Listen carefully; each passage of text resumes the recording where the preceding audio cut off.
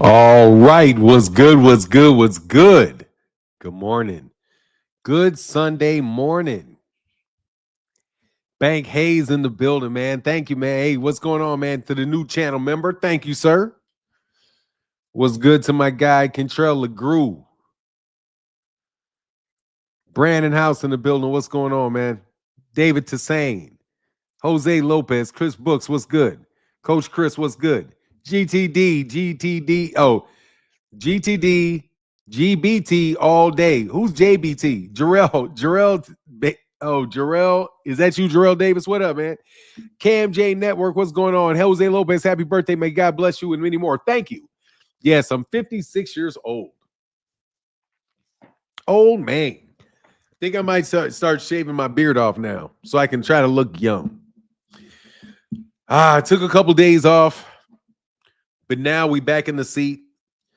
What's going on, Trey Jesse? Hey, man, thank you very much. Thank you very much. Yeah. T. Orlando said, very old. Very true. That is very true. Yes, it is. It's true. It's true. It's true. I am old. Hold on real second. I think I know what I got to do. This has to get plugged in. Look about. Yes, sir.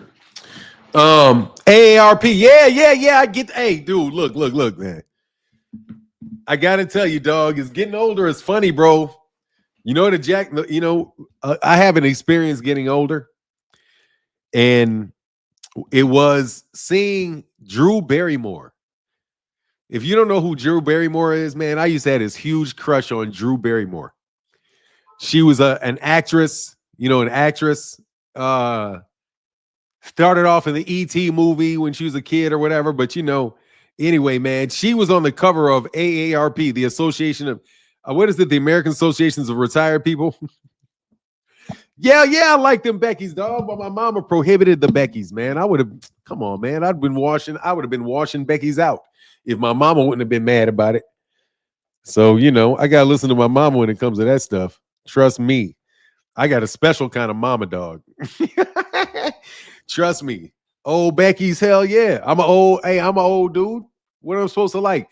Bro, I'm not a pervert like you, bro. If I like women in my age range, and I like them. That's the only women I'm trying to holler at, women in my own age range. What mama don't know. Exactly. Fire starter. What is this? Who's the fire? Carolyn Santiago said fire starter. What up? What's going on? Is that me you're calling fire starter? Yeah, I've been starting shit. I can't lie. Dog. If you over there on Twitter, I've definitely been starting shit on Twitter. For real, I'm kind of tired of you niggas. So I'm sorry. I can't say the N-word because my mama says I use it too much. Gosh. Women. Can't live without them. That's my take anyway. What's up, Cornelius Burnett? What up, man? Dark Shoe said happy birthday, man. What's up, man? Thank you, sir. Appreciate it, man. The movie Firestarter. What's the movie? Oh, yeah. She's in Firestarter. Yeah, I was like, oh, I thought you were talking about, because I've been talking a lot of shit on Twitter. But you mean that she's in the movie Firestarter? Yeah. Yeah.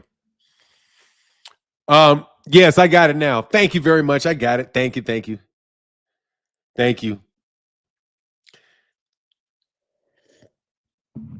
Sunchild, what's good? Rampage in the building. What's happening? So, there were fights last night.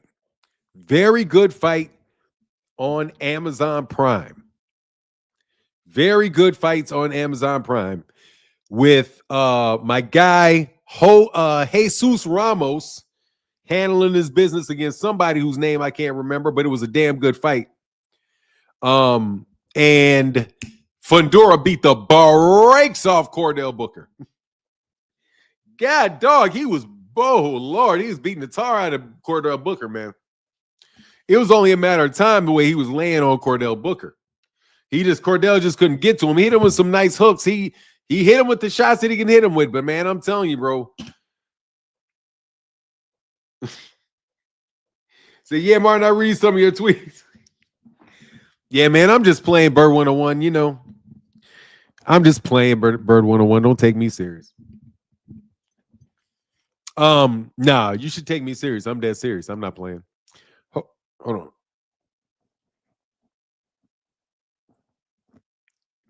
on. But thank you for your still supporting me, Bird 101.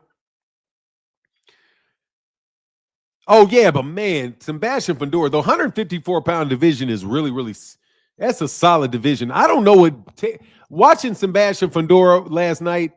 I think I know why Bud was never going to fight that guy, man. Bud would have been crazy talking to that guy. I'm listening and watching everything called boxing. Oh, that's what's up, man. Everything. I'm listening and watching everything called boxing. Yes, sir. Oh, and we're going to have a special guest today. My guy, Ray Davis, will be coming whenever Ray Davis comes on, man. What's going on, Big Block? Thank you, Eric Shelton. Appreciate you, brother. Oh, I think I did. Let me see something. Hey, Omega Red, thank you, brother, for the happy birthday wish in the super chat. Thank you. I appreciate it. I did not put a goal up for the birthday, but I do appreciate the support very much. Thank you, sir. Happy birthday, Martin. Bird 101 said, hey, yeah, and you still support me? Thank you, dog. Ooh, dog. Man, hey, dude, Bird 101, seriously, though, bro. Very seriously, man. That shit's hilarious to me. You're my guy. I'm gonna always support you. Thank you, man. Thank you, Bird 101. So, I'm gonna tell you like I've always told you.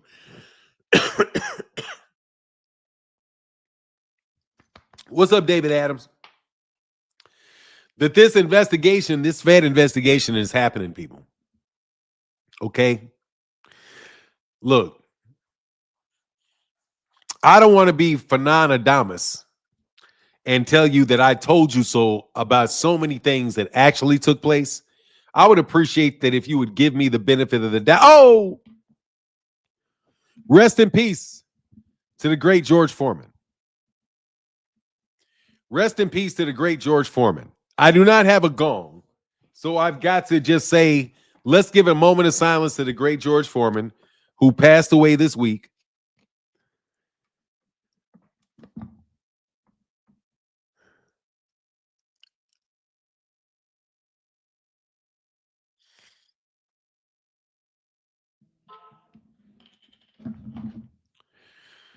All right, there you go.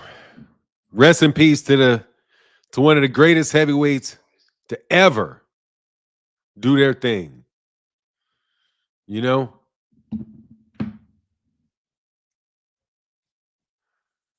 I did it. I just did the 10. Thank you, brother. Kamal says, I need another 10 count for the legend, entrepreneur, larger than life, otherworldly in the embodiment of the American dream. George Foreman feels like when Kobe died, I thought George would outlive me.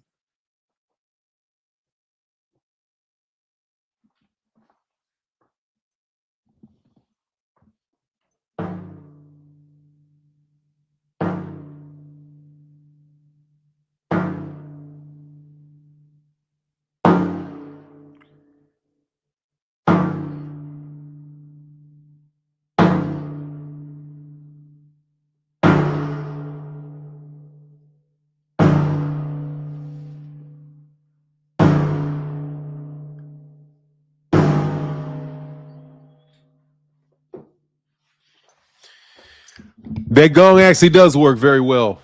So I will be going back to the gong. 3 gongs for super chats. Omega Red in the building gets the African gong.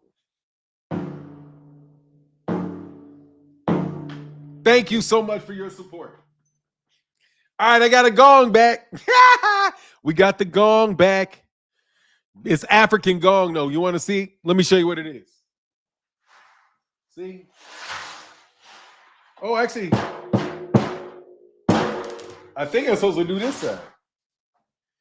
Do I do this side or that side? Let me see. Yeah, I had it on the wrong side. It's this. So what the heck are you hitting on? It's a gigantic tambourine. Look, here.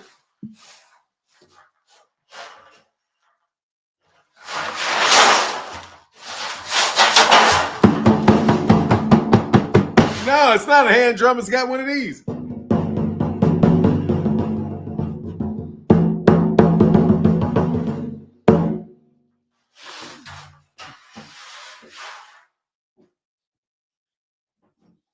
Yeah. See, if I'm a... Dre's fine said, you got to do better.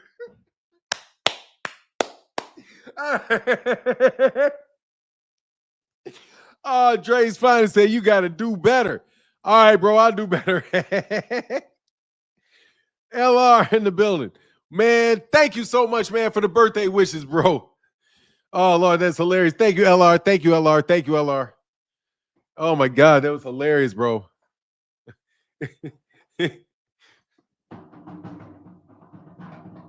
I don't know what I can do, bro.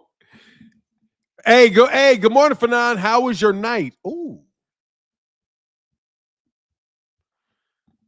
Oh, my night was okay. I gotta tell my night was okay. My night was okay. Keisha 363. Quite pleasant, I have to say. Thank you very much for asking.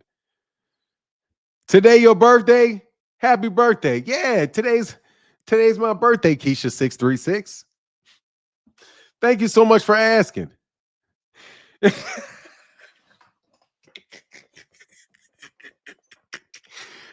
Bill Yakub said, yo, mom and wife watching.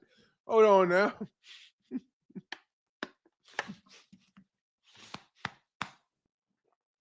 Hey, man. Oh, that was funny. That's funny. LR again. LR, thank you so much, man. Thank you so much, brother. Thank you. And let me catch this super chat real quick, bro. Look, man. Hey, I can't lie, bro. Hey, it is what it is, man. You know? Thank you so much, God. God is, hey, I'm truly happy, man. Thank you. Hey, man, thank you so much. Wilbert, man. Oh, thank you, Bird 101 with the $10 holler, brother, in the building. Thank you, sir, for the support. Appreciate you so much, man. Yeah, so I would appreciate if you would leave more messages like that. Hey, hold on. Look. I'm going to tell you something honestly, okay? See this right here. I would much appreciate this. To you highly suspect dudes trying to come up here and start conversations with me, okay? So even my wife would say that I would deserve to have compliments paid for me by her than to have you hard leg, you metrosexual asses out here bugging me all the damn time. So if I get a pretty lady to say hi to me, I'm saying thank you, God. Thoughts on the 260K pay-per-view buys? I don't care. I don't believe it. I don't care. I don't have any thoughts on that 260K pay-per-view buys because I don't believe it's true. Don't believe it. Guy, I heard different numbers, and those are the numbers that I'm going with, bro. These people can try to tear down numbers and try to tear down stuff all they want. But then again, if it did 260K, it might have done 260K because so much money was spent trying to tell people because they were trying to convince so many people not to buy the fight. It was a foregone, it was like a big full media push. But anyway, that makes so if it was what I'll tell you what if I think if it was $260,000, let me tell you what I think it was 260,000 pay-per-view buys. Who do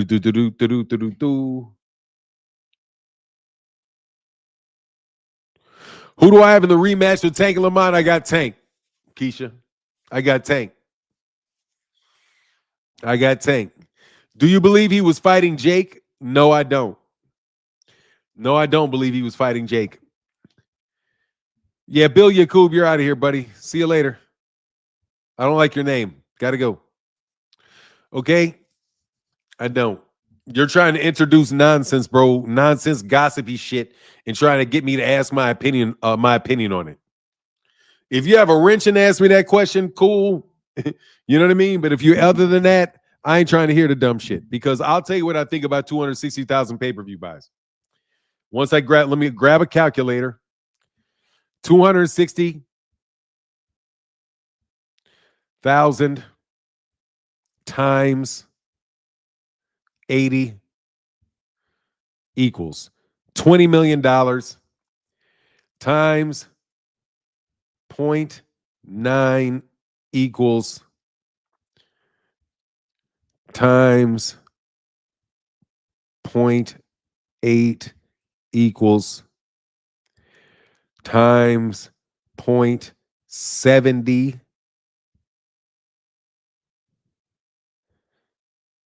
equals $10 million. That means Gervonta Davis would have walked away with a cool $10 million.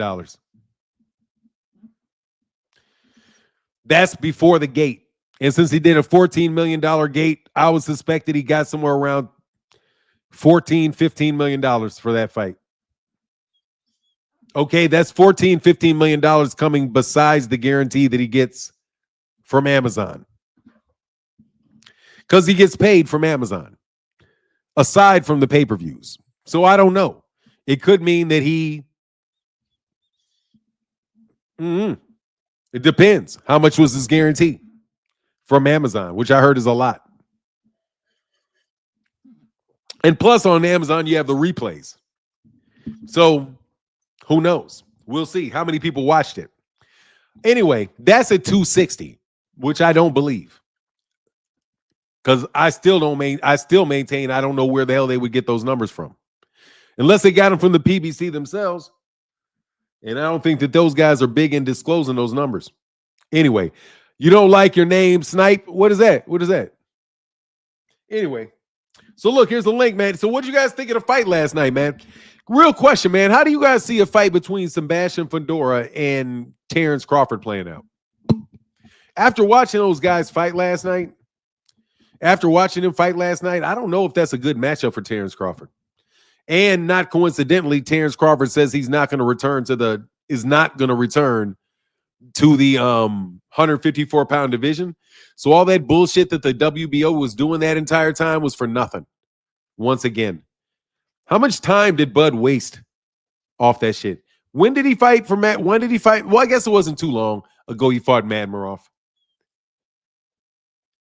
We said Fundora sleep on the floor. That's what you think, Fahim? Yeah, that boy dropped them belts. Who scheduled a fight during March Madness? Brilliant. Oh, if they did 260,000 during March Madness, that's a fucking big ass number. Okay, so if they did 260 on March Madness, then you know they did big numbers. That's a lot of pay-per-views. That's a lot of pay-per-views on that, man.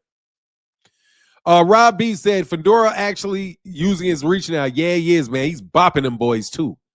He's dropping them shits. He's dropping them shits down on them boys' heads, bro. Fundora, I like Fundora, man. And he didn't look like a nerd. And he did not look like a nerd in the warm-up, man. Because I'm like, dude, will you just stop trying to be a little nerdy kiss dude with the glasses and all that shit? Get some fucking I don't care. 655. Well, there you go. So I'll take it. 655 per Dan Rayfield. I'll take it. That's fine. If Dan Rayfield says it, it's good enough for me. I still think they shorten them, but that's fine. If Dan Rayfield reported it, that's what's up. No worries. I won't argue with that one. Because I've in the past said that I think Dan Rayfield is one of the more reliable guys. Okay, so 260. What was my math on 260? Yeah, anyway, so I think that's about $10 million for Tank. That's good money, bro. So run that rematch back, and I think we'll probably do 800,000 in the rematch. You know what I mean? But that's not even anything to have an excuse or not an excuse for. That's a good number. I want to know who the hell can do 200. Hey, he also picked up some Moet, not way back. You can tell that he has got a lot of muscle. He also got picked up. What? April Williams. Oh, hold on one second.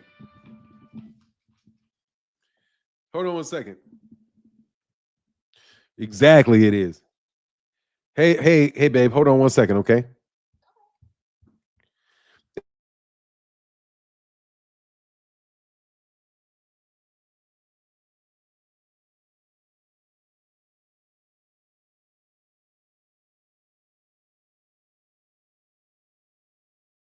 That's my niece in Atlanta. T Orlando. She got a boyfriend, T Orlando, but hey, you should, hey, T Orlando. Oh, I forgot. I got my niece there in T Orlando. You got to meet my niece in Atlanta. For real, T Orlando. My niece is down there. You got to meet my niece in Atlanta. 6'6" is the tallest, 5 foot super weight. Yeah. Is he a weight bully? You think he a weight bully? Look, man, can we talk about this ghetto shit real quick with Big U? I want to make a little bit of diversion, bro. I want to talk about this dude named Big U. Man, hey, man, can y'all I'm about to do a speech in this bitch, okay? And this is for you Twitter niggas. I'm sorry, I can't say the N-word. This is for you Twitter people, okay? And I'm about to do a diatribe. That nigga done. Who's done? Oh, yeah, he's done. Yes, sir. All right, come on, I'll drop it. Hey, let me drop it after I go through my diatribe for people. Number one, I told you there was a federal investigation and RICO charges coming related to boxing. I told you it was going to relate to you bullies running around in gyms, muscling people, threatening people. It had to do with you gambling with boxers. It basically laid out everything that Big U got his ass put in jail for. Hey, Fanan, did you look at that stuff that I sent you on IG about Big U stuff? I think so. I'll look at it again. Yeah, it's another one. Yeah. And Yellow Beezy, another rapper, another gambler, another dude putting money down on stuff right around boxers.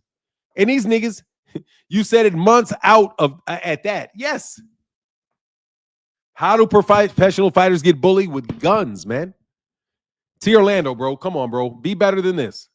How do professional fighters get bullied with guns? That's how you bully a professional fighter. You walk up on a professional fighter with a gun and 4 other dudes with guns. That's how you bully a professional fighter. If you have that with you, you can take the butt of your gun and bash that professional fighter upside the head. It's called pistol whipping somebody. So what you do is, let me tell you how you bully a boxer since you want to be cute. You walk in, besides the blackmail, you walk in and you've got about 10 dudes with you and they're all big and they all got guns. And then you take your gun and you put it in your palm like this. And you tell a nigga, I'm sorry, I'm in roll right now. And you tell him, if you act up, bow, and you bash him upside the head with the side of the gun. Bow, and you bash him a couple times upside the head with that mug. And then he's laying there, and you tell him the next time, I'm going to use the front of this bitch. That's how you bully a boxer, T. Orlando. That's exactly how you bully a boxer. Trust me, that boxer will be bullied. Okay? Dude, word on the street is that Errol's accident was actually related to Yellow BB. Yeah. Let me tell you what, dude, there's rumors that Errol wasn't in the car and Errol just got his ass beat. Okay? There are rumors that Errol just got his ass beat and they drove the car over that shit and flipped it to explain how he got his ass beat so bad. Hey, Rick Tim said, and guns are very persuasive. They're very, very persuasive, bro. Them shits are pervasive and persuasive. Pervasive and persuasive. He said that was a pretty good explanation on pistol whipping. Exactly. You take the side of that mug. First of all, it's important, very important, that You hold the pistol, and you don't hold the pistol with the trigger because you don't want the trigger to go off. You don't want it to go off, so you put it on safety. Put that motherfucker, cock that bitch right here, and tell him straight to his face, bro. The next time I'm gonna use this for real, and you will intimidate that boxer, bro. And if you really want to intimidate him, watch this, because the boxer thinks. I'm just telling you, ask the question. The boxer thinks, right, that because he's in a fight or he's on TV that you can't hit him. So what you do is you take one of his boys and you pistol whip one of his boys to the very inch of his life, right in front of him. And be like, bro, this will be you when you retire. Yeah, that's what you do, because that's what thugs do. Not false flaggers with red hoodies on. Not false flaggers with hoodies on, bro. So anyway, let me put this link in for my dude. Mo 3 was in ATM era, was in a Ferrari, and I doubt he was being chased. People follow celebrities all the time. Why the heck would run from road? Come on, bro. Who cares? All I'm trying to tell you is, dog, sometimes car accidents happen and the nigga was never in the car. Oh, I'm sorry. I mean to say the nigga. I'm sorry. I'm talking like a hoodlum. I'm talking about how my cousins would talk. Sometimes you got car accidents and the dude was never in the car. They just flipped the car and took him to the hospital. They beat him up, flipped the car, took him to the hospital. Dropped him off, said car accident. Because honestly, man, I'm just trying to tell you, bro. That's it. Don't say you can't intimidate these guys. You can. Anyway, so back to the topic at hand. Like I said months ago, this stuff is connected to boxing, bro. Adrian Brawner got if it is Adrian Brawner with the loaded dice, dog, Adrian Brawner wasn't loading no dice, bro. I happen to have a little knowledge about loading dice. You know, they got dice that if you roll them, somebody across the room can activate the dice. Do you know that? Somebody across the room can activate the dice, bro. It's you talking like it's your birthday. It is my birthday, man. It is my birthday, man. It is my birthday. I'm just telling you that's how it works in the movies. Hey, man, Fahim Satori said, hey, man, happy birthday, old head. Thank you, bro. Appreciate you, man. Appreciate you, my guy. I'll take your face off, man. Fahim Satori. Thank you, bro. Yeah. Let me put this link in here, man. Yeah, it is my birthday. No, but people want to know. So I told you, dude, it was going to be related to the bullies in the gyms. So you got at least two. I don't know about Yellow Beezy, honestly. I don't know enough about him. All I know is he's always around Arrow looking like he's muscle. And, muscle goes two ways, bro. Rent a muscle is a dangerous thing, bro. Rent a muscle is a dangerous thing, dog. If it ain't your muscle for real, if you got rent a muscle goes both ways. Rent a muscle's there to help you, and rent a muscle's there to coerce you at the same time, dog.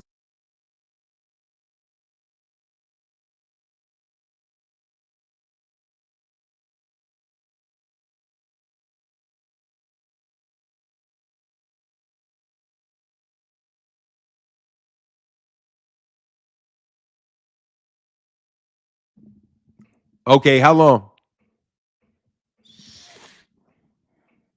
Tell me how long it's been since I know I'm back. Let me get this up here so I get my guy there. Guy up. There you go. There's that link. Just you gotta don't mean you're gonna use them. These boxers ain't street dude. Nah, they're not, bro.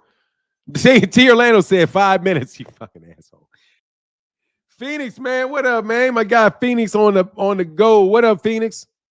Happy birthday, man. Thanks, bro. Appreciate you, man. What's on your mind, man? What'd you think of the fights last night, man? And did you think that I accurately describe pistol whipping? Yeah, I would say you could even take it a step further. Like if you see in my comment, I say go ahead and eject a bullet from the from that, drop it on their chest and tell them the next one's coming faster.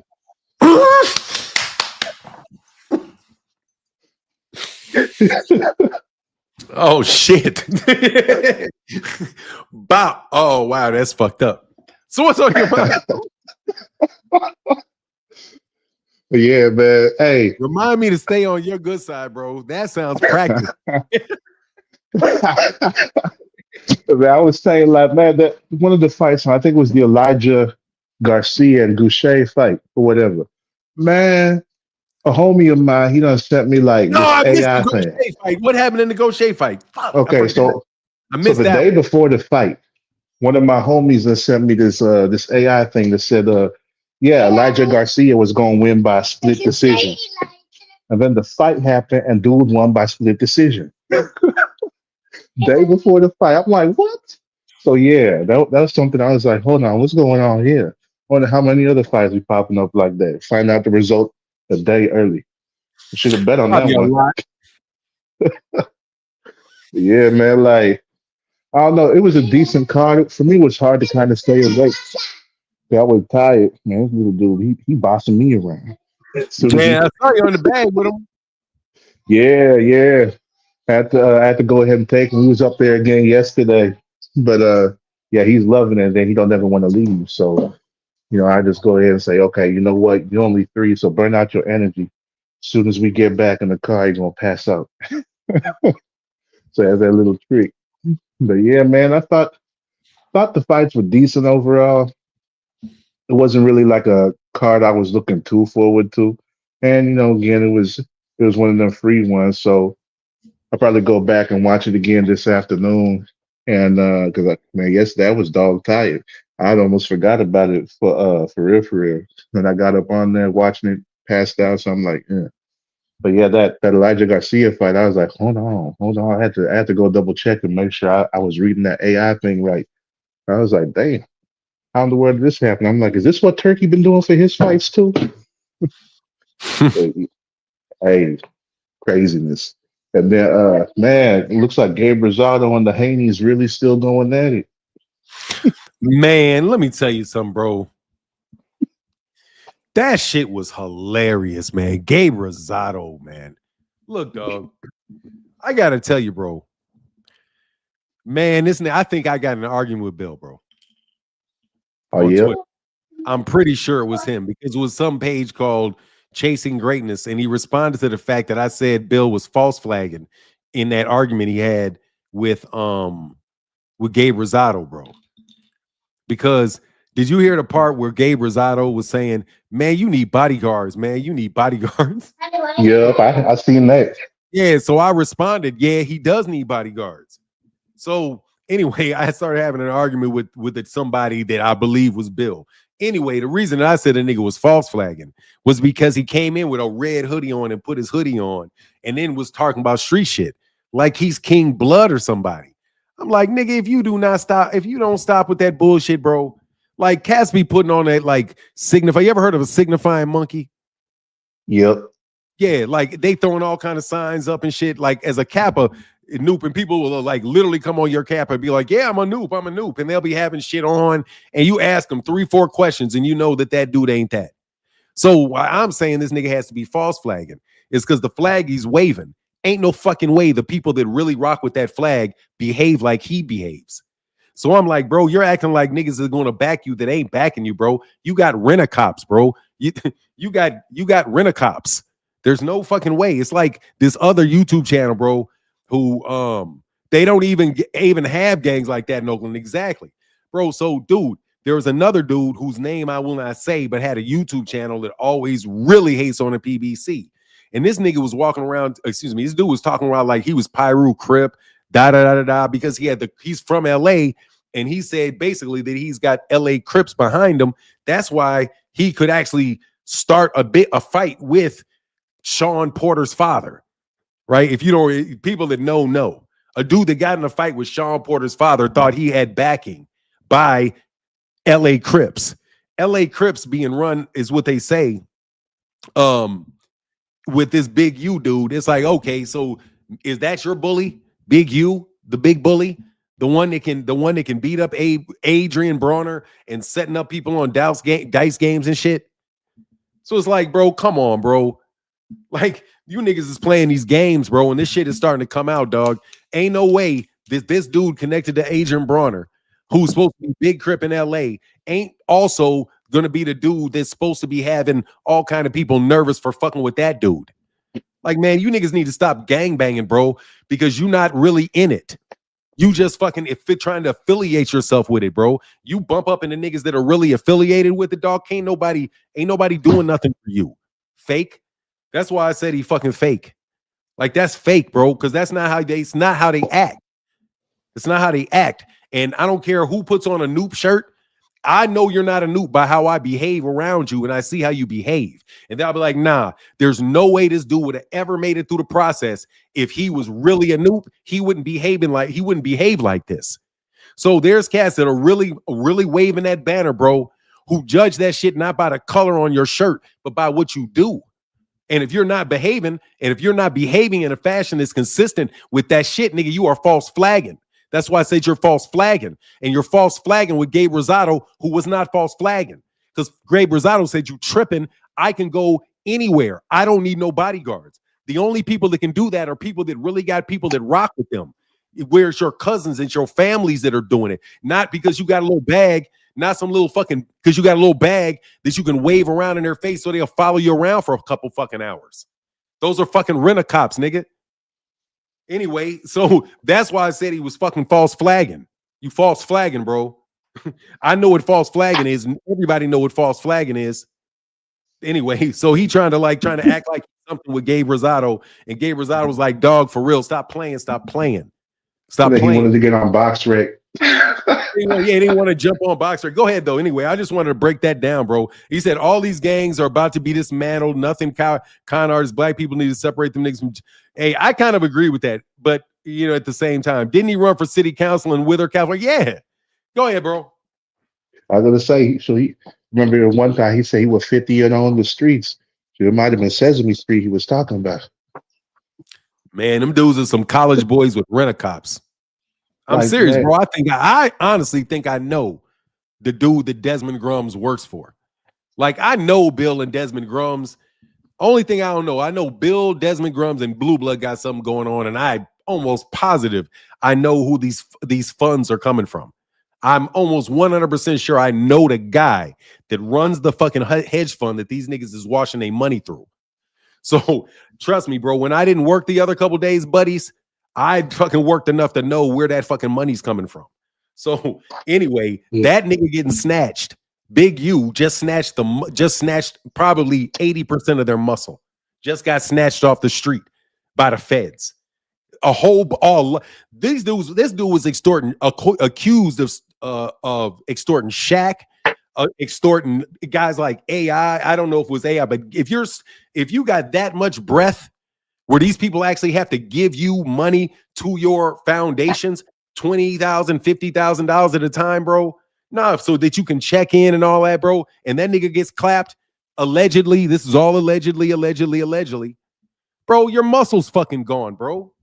So now you got to fucking deal with it with some rent-a-cops. Okay? And plus, that nigga was a rent-a-cop anyway. I mean, not a rent-a-cop. He's a rent-a-bully anyway. That's why he got to have all that money coming to him. He's a rent-a-bully. Right. But anyway, your rent-a-bully's gone, and the rest of your rent-a-bully's finna go. So I would get straight if I was you. Go ahead, Phoenix.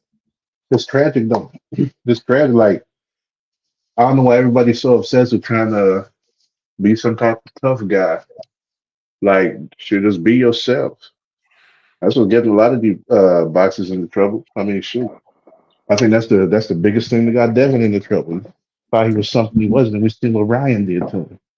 And then we about to see the same thing probably with Ramirez, because he ain't wised up. I think he got his daddy telling him all this stuff about where he from, how they supposed to be tough and all this and that. Like, I mean, you a boxer. You tougher than 90% of people in the world. Like, just from that alone, you don't have to worry about trying to put on some type of street persona. I mean, I get it. Like, for some of the people that, that's where they grew up, they still got homies out there. And, it's like Sometimes you know what they say, like you could take the nigga out the hood, but can't take the hood out the nigga. Like, I think that's what happened with some of them. Yeah, You know, man. But if like you look at, the thing is too, though, man. Let me just put a little. If you don't mind, can I interject something real fast? yeah. The thing is, though, the way that this big U thing is laid out to me makes it look like they can't get out the hood because the hood won't let them get out. If this dude is some big time, if he's supposed to be some big time crip or whatever, and he's charging people money for coming in the city or doing gambling or gambling with somebody without his permission or whatever, then he's attaching himself to these people, which means that he's basically bringing the hood to them in form of some need from protection, bro, which is really probably just need from protection from him, right? Because, hey, man, you need protection. Why? Because if you don't have protection from me, then I'm going to get you. So pay me for tonight. That's what kind of thug game that dude is on, which means that these dudes are actually leaving the hood and trying to suck these people down. Go ahead, though. I'm listening.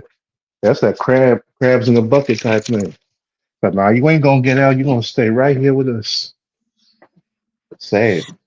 Yes, sir. So what's the next big fight we got coming up? I think it's the end of Devin Haney.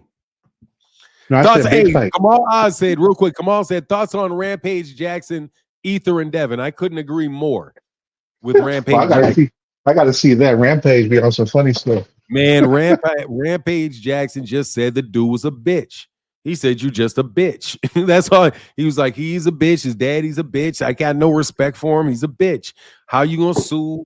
How are you gonna sue somebody for battery? That's not how you handle it. And da da da. The same reason that pretty much everybody is calling him a bitch for suing. Yeah.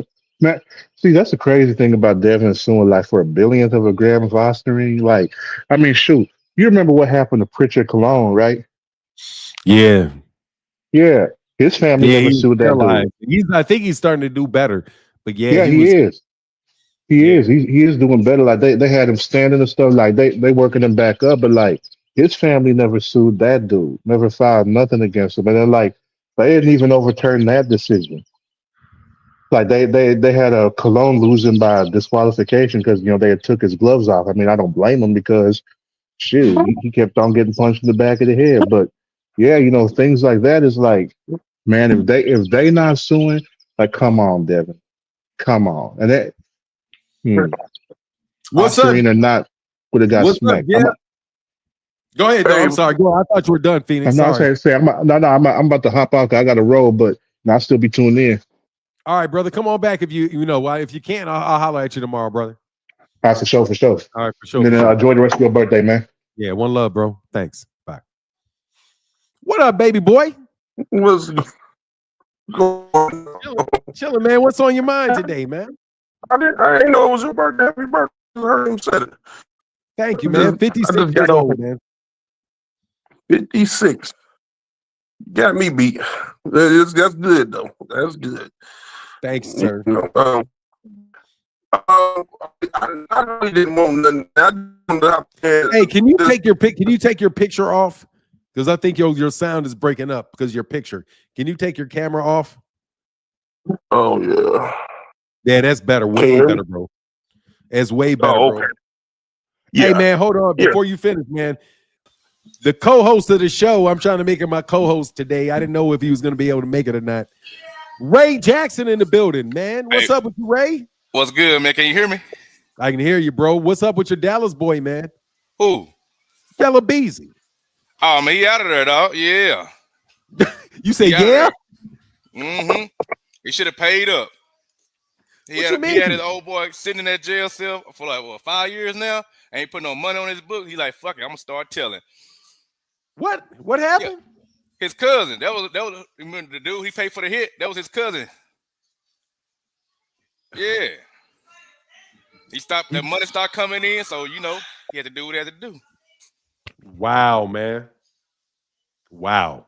Yeah. I got to get the in-depth on that. Hey, Jeffrey, what's going on with you, bro? Go ahead. What you want to talk about, Jeffrey? Oh, I was talking about this little feud with Tank Davis and Bud Crawford. about all the talking about right now. He talking about the man's wife and all that. Man, they got to cool that out, man. I like both sides, and I think, man, all that.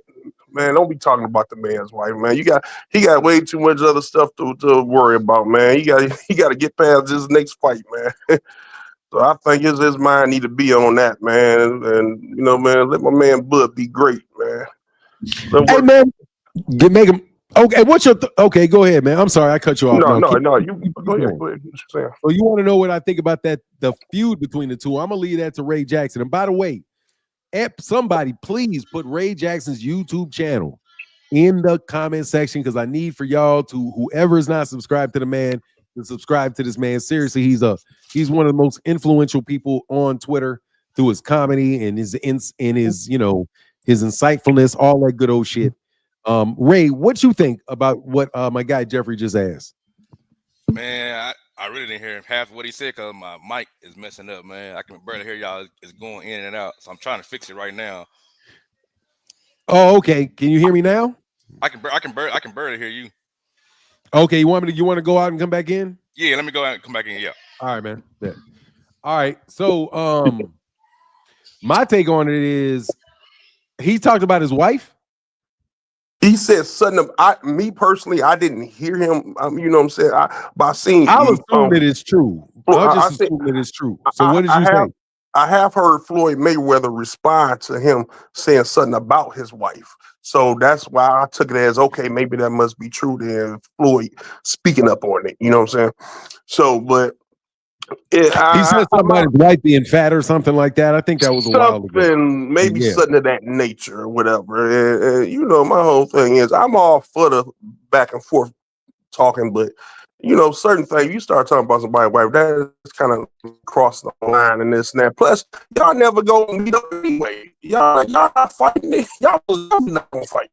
So hold on, brother. What you putting it all on? You're not putting it all on Gervonta, right? I'm saying if Gervonta said something about I'm talking about the part where if he spoke up about against his wife on something. Now both of them might be going back and taking shots at each other back and forth. That's all cool, is what I'm saying. I don't have no issue with that. I'm just saying it just kind of crossed the line. Now, if Tank Una sit there and said something about the man's wife, then yeah, I'm going at you for that because you're the one who kind of crossing the line with this. You know what I'm saying? I don't know, man. I have to see. If he says something about his wife being fat, I personally have an opinion that, and I'm sorry, Terrence Crawford, for saying this, but his wife looks very, very, very nice to me. So I don't understand why people do that about his wife, period. I just don't get it. I look at his wife and I'm like, yeah, she's a big girl, but big girls there's benefits with big girls. So, and plus she got 12 of his kids. So yeah, I 100% agree that his wife should be off limits 100%.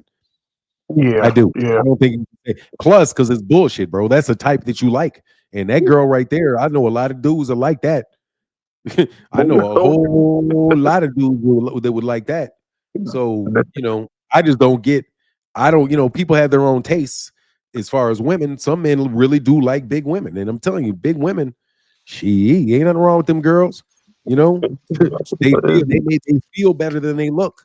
You know what I mean? Yeah, it's whatever floats your boat, you know? Exactly. So I mean, honestly, somebody talking about his wife to me is like you just telling me, man, you don't see something that look good because that shit look. I mean, I'm sorry, I mean to call that's his wife. So nah, man, she's a pretty woman, bro. You know what I mean? But as far as somebody talking shit about Bud talk a lot of shit. So if the shit talking goes astray every once in a while, you know what I mean? If the shit talk goes sideways every once in a while, can you hear now, Ray? Yeah, I don't even know what's going on between Bud and they had some kind of beef this past weekend or what? Nah, you talking about the stuff about when somebody they were going back and forth with each other a while ago. They're not talking about right now. Okay. Oh yeah. Yeah. What's your take on that? On that? Actually, let me get this. Let me get a couple of these real quick. My guy, Jeep Red Boy in the building with the $20 holler, brother. Thank you for the happy birthday, man. I appreciate that, bro. And my guy Kamal said, "You see Samson dropping tooth bomb on Turkey?" No, I didn't. Can I get a link or can you jump up, Kamal, and let me know what that is? And huge with the $75 holler, bro. Said, happy birthday, frat. RIP to the great George Foreman, who grew up in the historic 5th Ward, Houston, Texas. My neighborhood produces legends. And FYI, Bud talked about Tank's family first. Tank just responded to the disrespect with disrespect. Well, there that goes your answer. Mm. Oh, okay. It is, then. Right. I didn't know that part. Yeah. I got to go back and do my homework some more. Yeah, no worries, no worries. But hey, man, thank you, brother. Appreciate you, Jeff. Come on back, bro. Okay, no problem. All right, now. Get back. Yep. All right. Yes. For now, man, it's your birthday, man. Yeah, man, it's my birthday, man. Oh, that nigga, man. Happy birthday, dog. How old are you? About 80? Mine is 14 or some shit like 20. Mine is 24. Oh, let me put it this way. I'm closer to 60 than I am to 50 today. All right, gotcha. Yes, sir. So I'm an old nigga. You ain't have to worry about me too much longer. Nah, man. You're gonna be here for a good minute. Yeah, I hope so. What's on your mind, bro? What's on your mind, man? What you want to talk about today, man? Bro, we can talk about whatever, man. It's we need you watched the Cars last night? Yes, I did. You see that robbery? What robbery was that? No, because I always saw the last two. What's that? Elijah Garcia versus Gushin, whatever his name is. How you pronounce his Bouchard, name? Terrell Gaucher. Him right there. Yeah, man. They straight robbed him last night, dog. In broad daylight. Yeah, that's what Terrell's gonna get, bro. They're gonna try to build Elijah Garcia. Yeah, but still, though, it was obvious, bro. He won like 8 or 9 rounds. Easy. All right, I go back and watch it, bro, because I started watching it late, man. I fucked that off. So you caught the last two cards. Man, I caught Jesus Ramos whooping up on that boy something nasty, lit his head up. Woo. Oh yeah, that was a good stoppage there. Yeah, it was a good stoppage. Then I watched the main event, man, and I got to tell you, man, that boy right there can fight, man. If he fights like that, he's tough for anybody to beat. What was the name of the dude he was fighting? What was the name? Cordell Booker. Oh yeah, he don't need to never fight again. Damn, bro, my first time watching him. It will be my last. Like, bro, that's because I had money on the fight. I had him going. At least, I think I had him going at least make it to the 8th round. Nigga got up out of there in 4 rounds. I'm like, oh man, so I lost money last night. Man, all around you made money. How'd you? What's your takes on this card coming up? Because I think the next big card is the Turkey card, ain't it? Is that Turkey card, man? Yeah. Oh, I can't wait for that. I'm gonna try to go out there to MSG. I'm gonna try. They ain't gonna lie to you. It's not. Is it? I don't think it's in MSG. I mean, no, it's at the. I'm sorry, Times Square. Times Square. They say it's free. Like, nah, but I heard I could be wrong. I could be wrong. So take this shit with a grain of salt. I heard the shit was that it was invite only, right? Yeah, invite only. Well, I know I ain't gonna be invited. Yeah. That nigga Turkey got me blocked, so that ain't happening.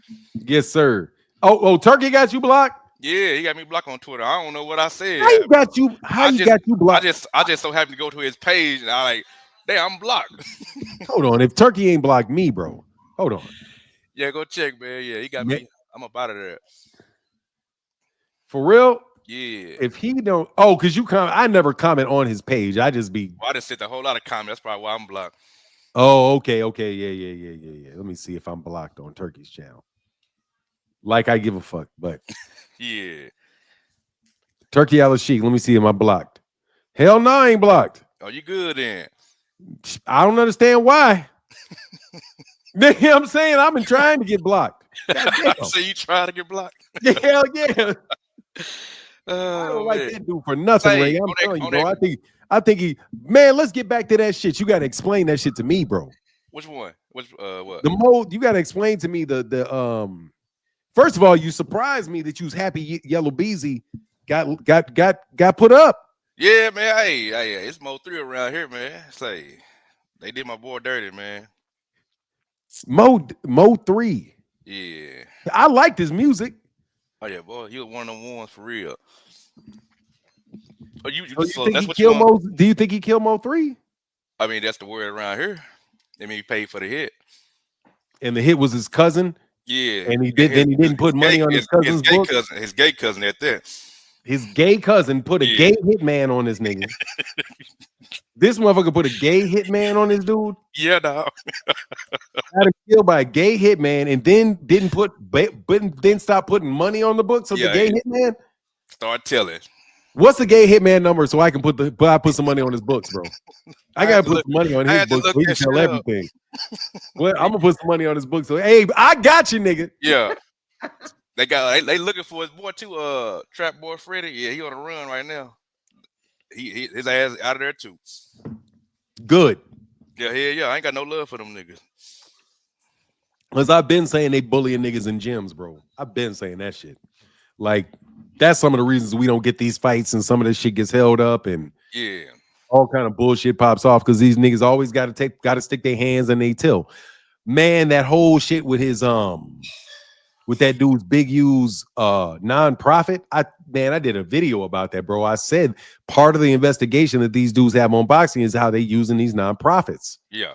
You know, and they taking this money, they donate to the nonprofit. The nonprofit takes $30 off the top. Then they pay the money out to who knows who for who knows what. What? Yeah. And funnels that money all the way through, bro. These man. So basically, the nonprofit shit basically a scam. Majority, some of them.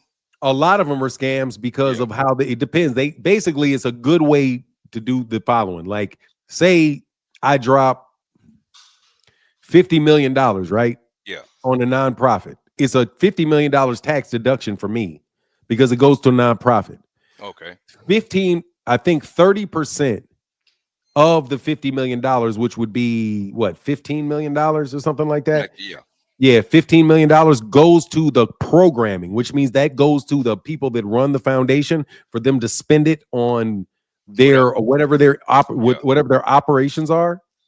And then the remainder of it has to go out to, to their, to the citizens or whoever it is that they're supposed to be helping. Okay. So the way they scam is they take the 30% and they fucking put the 30% back into drugs. And then they'll literally just take that money and put that shit straight up into drugs, right? And flip their money that way.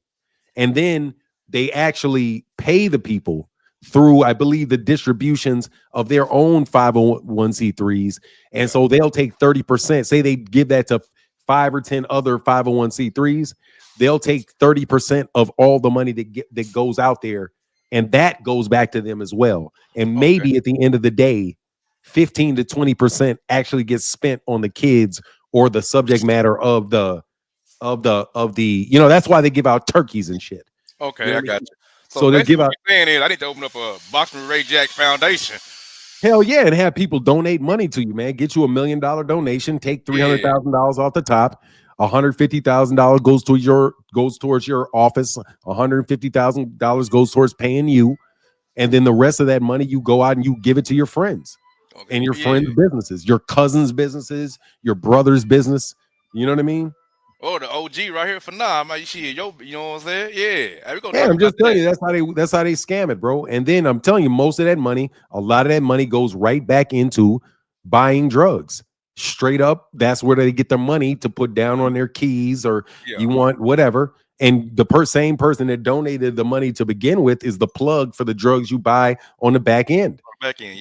Yeah, so basically it's that rich person washes $50 million, pushes that out in drugs, gets way more than that back. This takes a tax deduction on the 50 they donated to fund the whole operation. And it's ways to pay your muscle.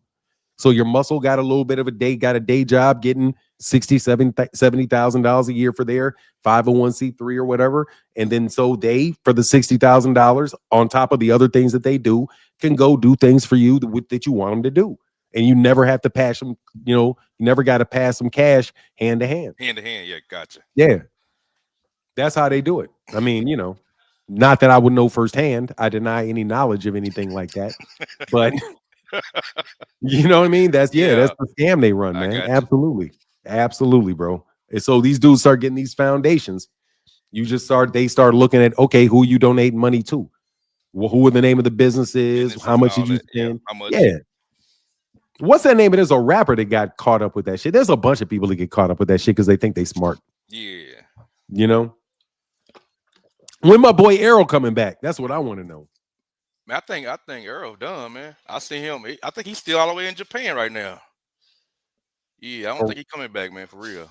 For real? Yeah. Even though I he think it's says over he with. is, you don't think he's coming back? No, he been saying that for a while now. I've been waiting. How long has it Man. been? What? How long will that Crawford fight? About 2 years ago? 2 yeah. 2 years ago in April? 2 years ago next month, I Okay. think. If he was to come back, who he gonna fight? I mean, he needs some tuna, even though he don't take tune up. I know he needs bums. That's who he needs. Straight up bums. What's up, Rick Timms? Man, what's up with it, dog? Man, who you talking about, Earl? We was talking about you sneaky ass Texas niggas is what we was talking about. Say, man, I'm a Texas nigga. You got to chill with that for now. Rick Tim gonna be the next one out there on that RICO. You know what I'm saying? You better watch out, Rick. No, man. Hey, dog. First, check it out, man. When y'all just were talking about that Bud and Tank little back and forth spat about Tank going at Bud's lady.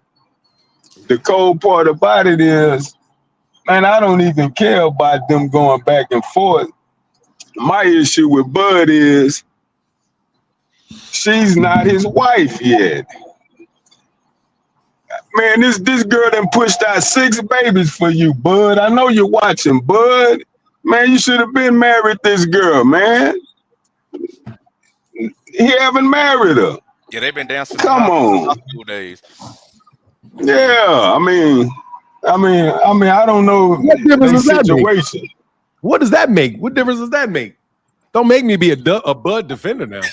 What? Hey man, I'm on all this time for now. I'm just saying, man, go ahead. She put a ring on him, man. Should have been, but now, yeah, I get. 6. She didn't push 6 of them out, and she got that. She already was a thick girl. Got that baby fat on her still. Nice looking young lady. I mean, she done earned it, man. I mean, if anybody done earned the ring, she done it for real. And I also came up to salute Big George, man. We mourning. Yes, yeah, we mourning down here in Houston for Big George, man. And I feel like it's been, I don't know, it's been a few years since I shared this story on your channel about during that time frame when old Mr. Muhammad Ali was avoiding that. All right, avoiding that rematch. Yeah. That is the only day I'm gonna hear this shit again. Goddamn right, man. Hey, in honor of Big George, yeah, you gotta swallow this pill again. Trying to disrespect the Ali's up on here, dog. Taking a day to disrespect the Ali's. That's okay. No, hey, no, it's no disrespect. Ali avoided the smoke. That's what certain niggas is saying. I ain't hear about it, man. Yeah, you gotta tell that story. Come on, let them cook, man. Let them cook. Yeah, Martin. No, I got you to admit it a time or two, but yeah, hell yeah, Ali ducked the hell out of that Foreman rematch. I mean, mightily. So, and check it out. George was really hell bent on getting that rematch, man. Hey, I gotta get a bottle of water while this. Go get it. Yeah. Go get it. Go ahead, do what you gotta do, man. Yeah. Let them cook. Yeah. So look, dog. George was man. George wanted that rematch more than he wanted another son named George. Yeah. I mean, it was serious business. So Ali kept lollygagging. Ali, yeah, Big George, you gonna get your rematch, baby. You gotta hang tight. Hold on. So it was obvious it wasn't gonna happen. So Ali got 2 daughters for Veronica Porsche. Okay? Veronica Porsche has major ties down here in Houston. I actually live down the street from her brother, David Porsche, and his family. So Ali spent a lot of time down here in Houston. They originally from Lake Charles, Louisiana. You know, them Porsches. More than know about them Louisiana women. So hell, Ali fought a few times in the Houston Astrodome because his ass was down here in Houston so much. So shit, he was gonna fight in Houston a lot. Well, Ali down here in Houston, and he had some type of promotional type of event he had to attend. You know, some type of sponsorship that he was obligated to do, and it was all peaches and cream. You know, they got the cameras, the reporters, and you know they laying out how they maybe a commercial or something. I'm not sure. It was some type of promotional event. Well, George got wind that Ali was in town in Houston at the time, and George was pissed. And this the old Fifth Ward George was coming out. So He pulled up. George Foreman straight up crashed this event. And there's no video of it, but it's audio of it. And I heard the audio of this. So George and his Fifth Ward goons pulled up to the event. And what made me think about this, not only that George was passing, I heard y'all mentioning earlier about how Bill Haney be faking the funk. You know, how Bill Haney, you know, kind of, you know, be rubbing real street dudes the wrong way. Well, George Foreman was a real street dude, y'all. I mean, official. I mean, let me give a shout out to Fifth Ward, Texas, that bloody nickel, because George Foreman represented that bloody fifth all over the globe. So George them come crash the event, and you can hear Ali talking all cool and calm to reporters, and you can hear George in the background. Ali like, oh, hey, what's up, George? What's up, big fella? And you hear George come in now. I mean, vulgar as hell. Now, MF, I need my MF motherfucking rematch. I'm tired of you. And Ali like, well, hold your horses, George. Hold your horses, George. Yeah, George wasn't trying to hear it. George wasn't trying to hear it, Martin. All you hear is tables turning and chairs thrown. You hear glass breaking. Yeah. Hey, boy, that's real story 101. Let's talk real. First, That's He real. looking for nothing. real about you Houston niggas, because Ali never walked around without the nation. So you know damn well you niggas ain't. Hey, look. Hey, check it out. You know full well, this day in Houston, he needed more than the nation's security because HPD had to come save him. Trust me, that's Ali. He had a whole lot of heat, boy. You know the deal. Yeah, hey, Fifth Ward got a lot of heat too. George Foreman had a lot of heat. Ali, boom by yay. Y'all better understand, bro. You breathe wrong on that man. You know the deal. y'all gonna do all that loud talking and bumping, but y'all ain't putting your hands on nothing. Yeah. Anyway, we never saw that rematch, did we? Hell no, because your boy punked I know. Hey, rest in peace, but your boy punked out. Ali made a request. He said, beat Foreman, beat Norton. Beat Norton. Whoop Norton one more time for me, George. Man, stop. He didn't want to do it. And he went to G. Stop. He rematched Frazier. Yeah, he rematched who else? He wouldn't rematch Foreman. Hell he knew better. Foreman is a killer. Yeah. He was a killer. That killer that he ducked. But let me tell you something. He got his ass whooped in that first fight, though. Ooh, he got his ass whooped. He got his ass whooped. So y'all eternally got to sit on that ass whooping. I hate to say it. And we gotta, y'all gotta eternally live with that duck too. We'll live with it. We'll live with it. Oh shit. That's real talk, man. The truth, bro. Seriously, Foreman's the truth, bro. Foreman is like super, super, super underrated, bro. He's like that, dog.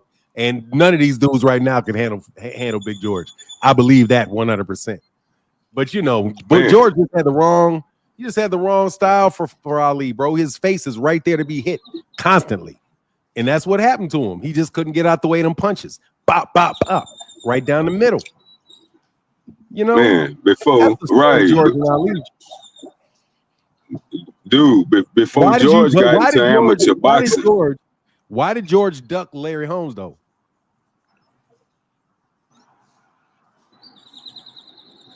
Duck Larry Holmes. Why did you got mighty quiet? Man, George ain't duck no smoke.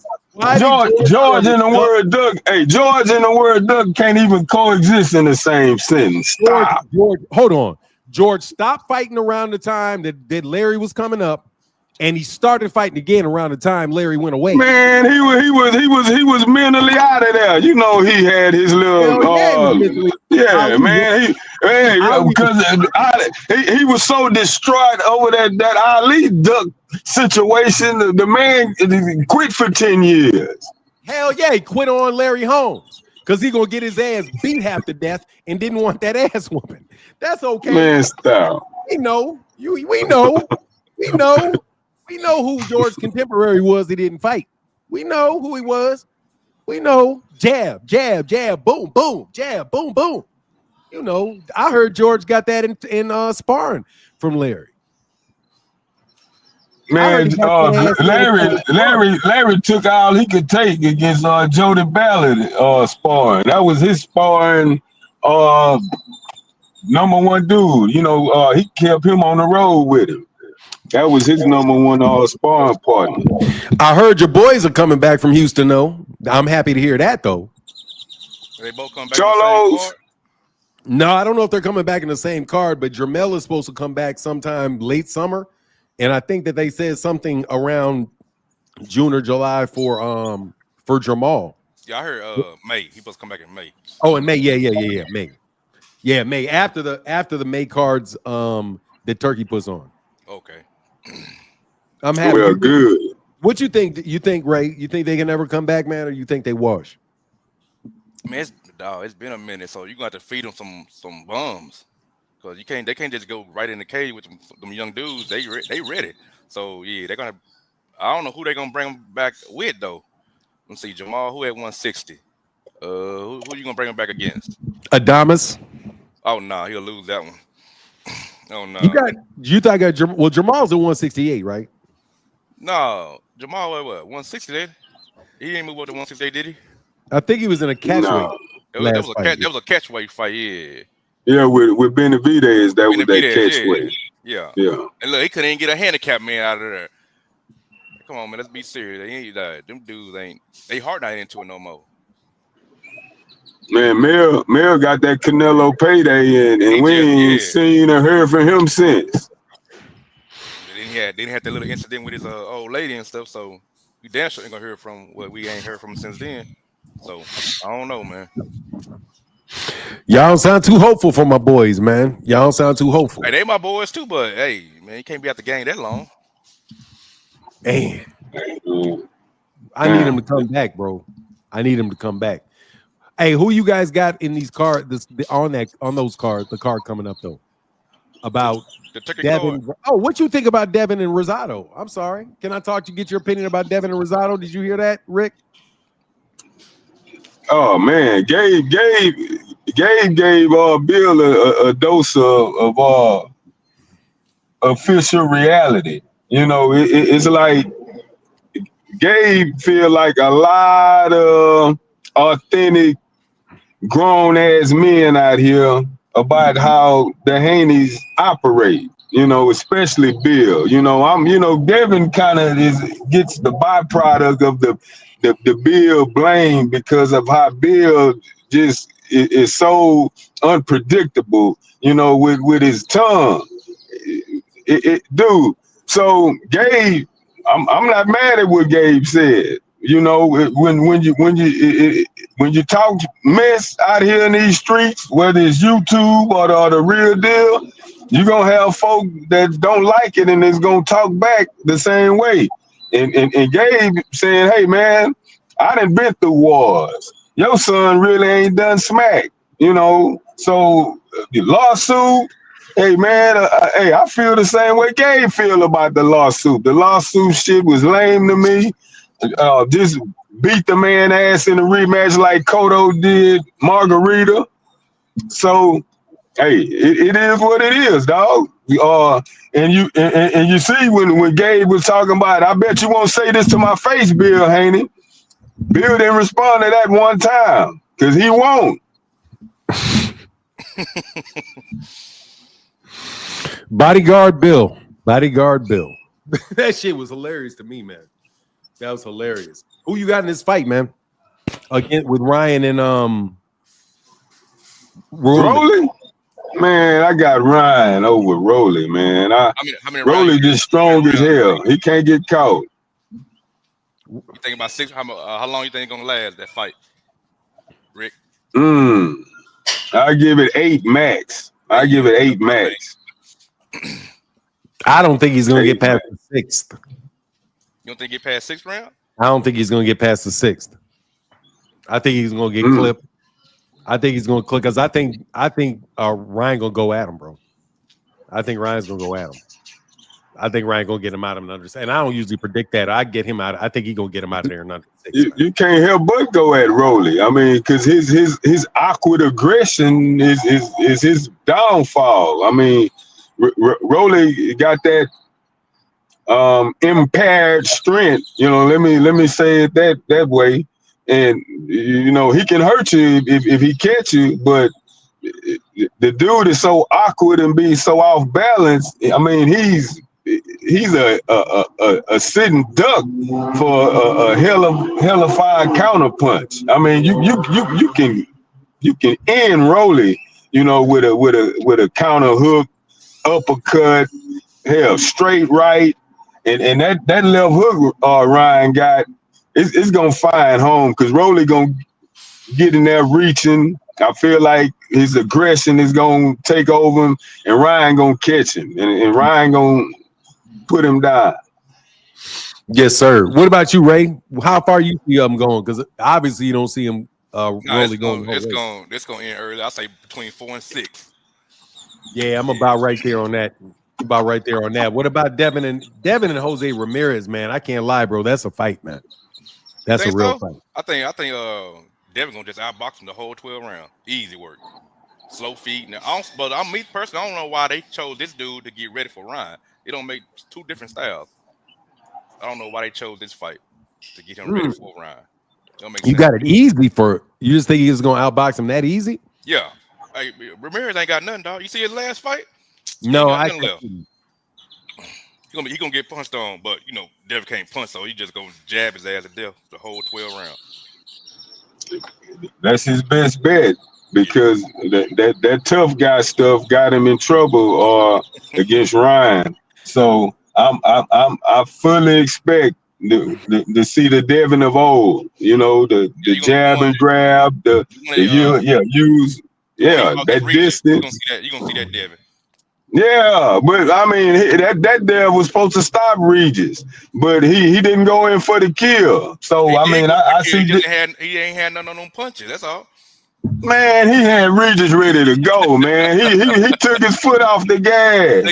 He could have got. Yeah, I think he could have got him out of there. But I see Devin being extremely smart, using his superior talent over Ramirez and outboxing him like you say. I see Dev, but I need Dev to win anyway. I don't need any more hiccups, you know, because he got to get that Ryan smoke, you know, unblemished, because he's back undefeated. You know, he has a 0 again. So he got to see Ryan and fix that, because that lawsuit stuff got Devin and Bill looking real lame in the real streets. The real streets out here don't respect all that talking so much, man. I mean, I love how Bill is a father. He's raised an excellent young man, but he interjects himself into too many conversations unnecessarily,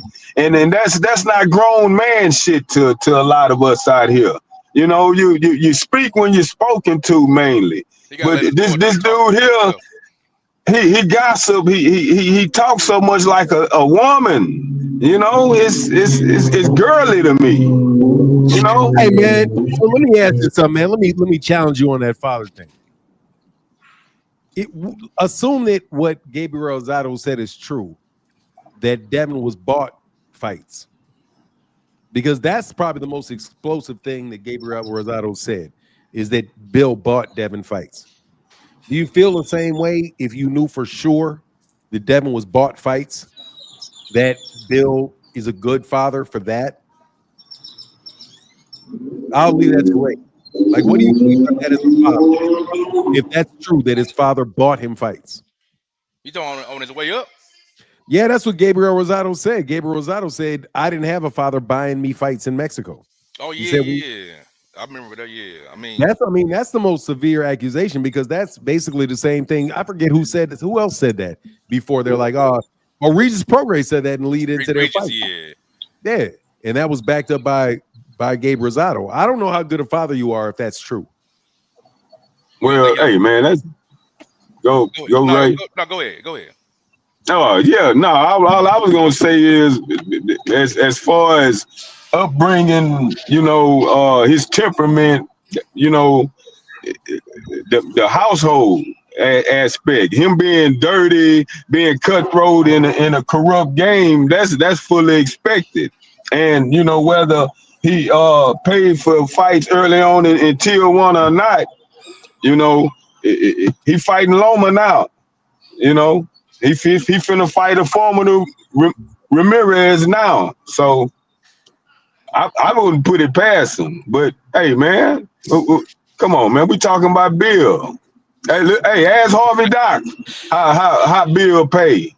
Don't get me started. What? What happened with Harvey Doc? Yeah. Because the way he repped that fight with Ryan? Absolutely. Man, he held the hell out of Devin Haney. I mean, he wouldn't rule knockdowns. He was pushing Ryan back, giving Dev extra time to recover. I mean, he was quick to deduct a point without a warning. I mean, Harvey Doc disappointed me, man. I didn't think Harvey was viable. Ryan knocked him down by a good 7 times. They only counted 3 of them. Like, bro, yeah, that shit happened. I rewatched the fight the other day. Yeah, Harvey was on some bullshit that fight. Yeah, what's your take on it though, Ray? I won't put nothing past Bill. Like, for real. So if he bought the fight for Devin, I believe it. I mean, that's the word on the street is anyway. A lot of the promoters and everybody say that when he took him to Mexico, Tijuana, yeah, he bought a whole bunch of fights over there. I just thought it was one dude that they got the decision. I didn't know it was a bunch. Multiple. They say Devin was lost and he just paid him, and hey, they say he won then. So yeah, I won't put nothing past Bill, but you know, he had to do what he had to do for his son. So you know, it is what it is. He here now. Yeah, good point.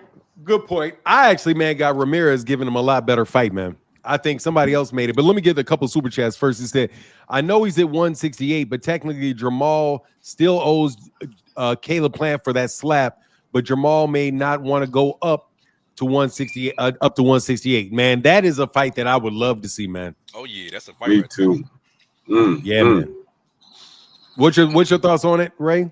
Yeah, that's a fight I want to see. That should be next, but like I said, Jamal is mentally checked out.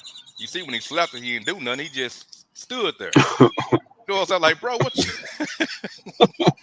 overhand slap to the face, he just stood there just like nothing happened. So yeah, but I mean, hopefully we get that. Dog, from a respect standpoint, Yeah. I mean, just from pride, ego, I mean, just from a grown ass man standpoint, man, you got slapped, and it's seen all over the world, man, and the way you responded was not manly, not no undefeated championship boxer response, you know. And man, you got to see Caleb. Hey man, inactivity, dog, something. If I I was in mean, you W, got to see Caleb. that'd be the only fight I look forward to is that one. That's it, nothing else. They got to get that work Mm. in. Man, and all that shit was over because he grabbed his beard or something. Yeah. And Khalid had let something. He had let. I think they would get into or something. And Khalid let it go, or whatever. Then he came back and grabbed his beard, and after that, hey, he saw him and he slapped the shit out of him. And Man, Maul didn't do shit. Yeah, that's fucked up, man. I just want to see those dudes back, man, so we can have some more fight dates, man. And I didn't mind that fight card last night just because it was over at 9:30, man. So I was good on that shit. But y'all fell asleep on. Somebody said they had a hard time on that. Was falling asleep on that fight. Nah, I didn't fall asleep. No, I enjoyed the fight last night. Yeah, I thought they was good cards, man. Hey, man, and it was free, so I damn sure enjoyed it. Yeah, yeah, it was. Yeah, that's right. Now they got that's not their first free show. They've had some other free shows, right? I think so. Yeah. Oh yeah, I think that may be their their card second coming one. up too next month. That's the next card I got. Who? Tim Zoo. Oh yeah, and that's free. Yeah. Tim Zoo fighting Spencer, Joey Spencer. Yeah. Man, if Tim Zoo do not stop Joey Spencer, bro, it's a wrap, bro. You know if Joey. Yeah, Joey out of there. I think Tim Zoo gonna get him out of there. But you know if Tim Zoo win, he fight Thurman next. Man, that's who I want to see fight. Thurman? Yes. I'm a Thurman fan, bro. I ride with Thurman, bro. I ride with Keith Thurman. I think he's been dogged, man. I think he's an underrated, very underrated fighter, bro, for what he's done in his career. Definitely underrated fighter. He's only got one loss on his record. Yeah. And honestly, I thought that there was an argument that he beat Pacquiao. But, you know. So you talking about ducking earlier. He ducked Earl Spence. He ducked Earl. So let's talk about it, huh? Yeah, I mean, you know. Hey, Ray. Yeah. Ray, you see, he get the itching and shit when when you get on his boxes that dunk, boy, he get the drinking water, he get the on that elbow,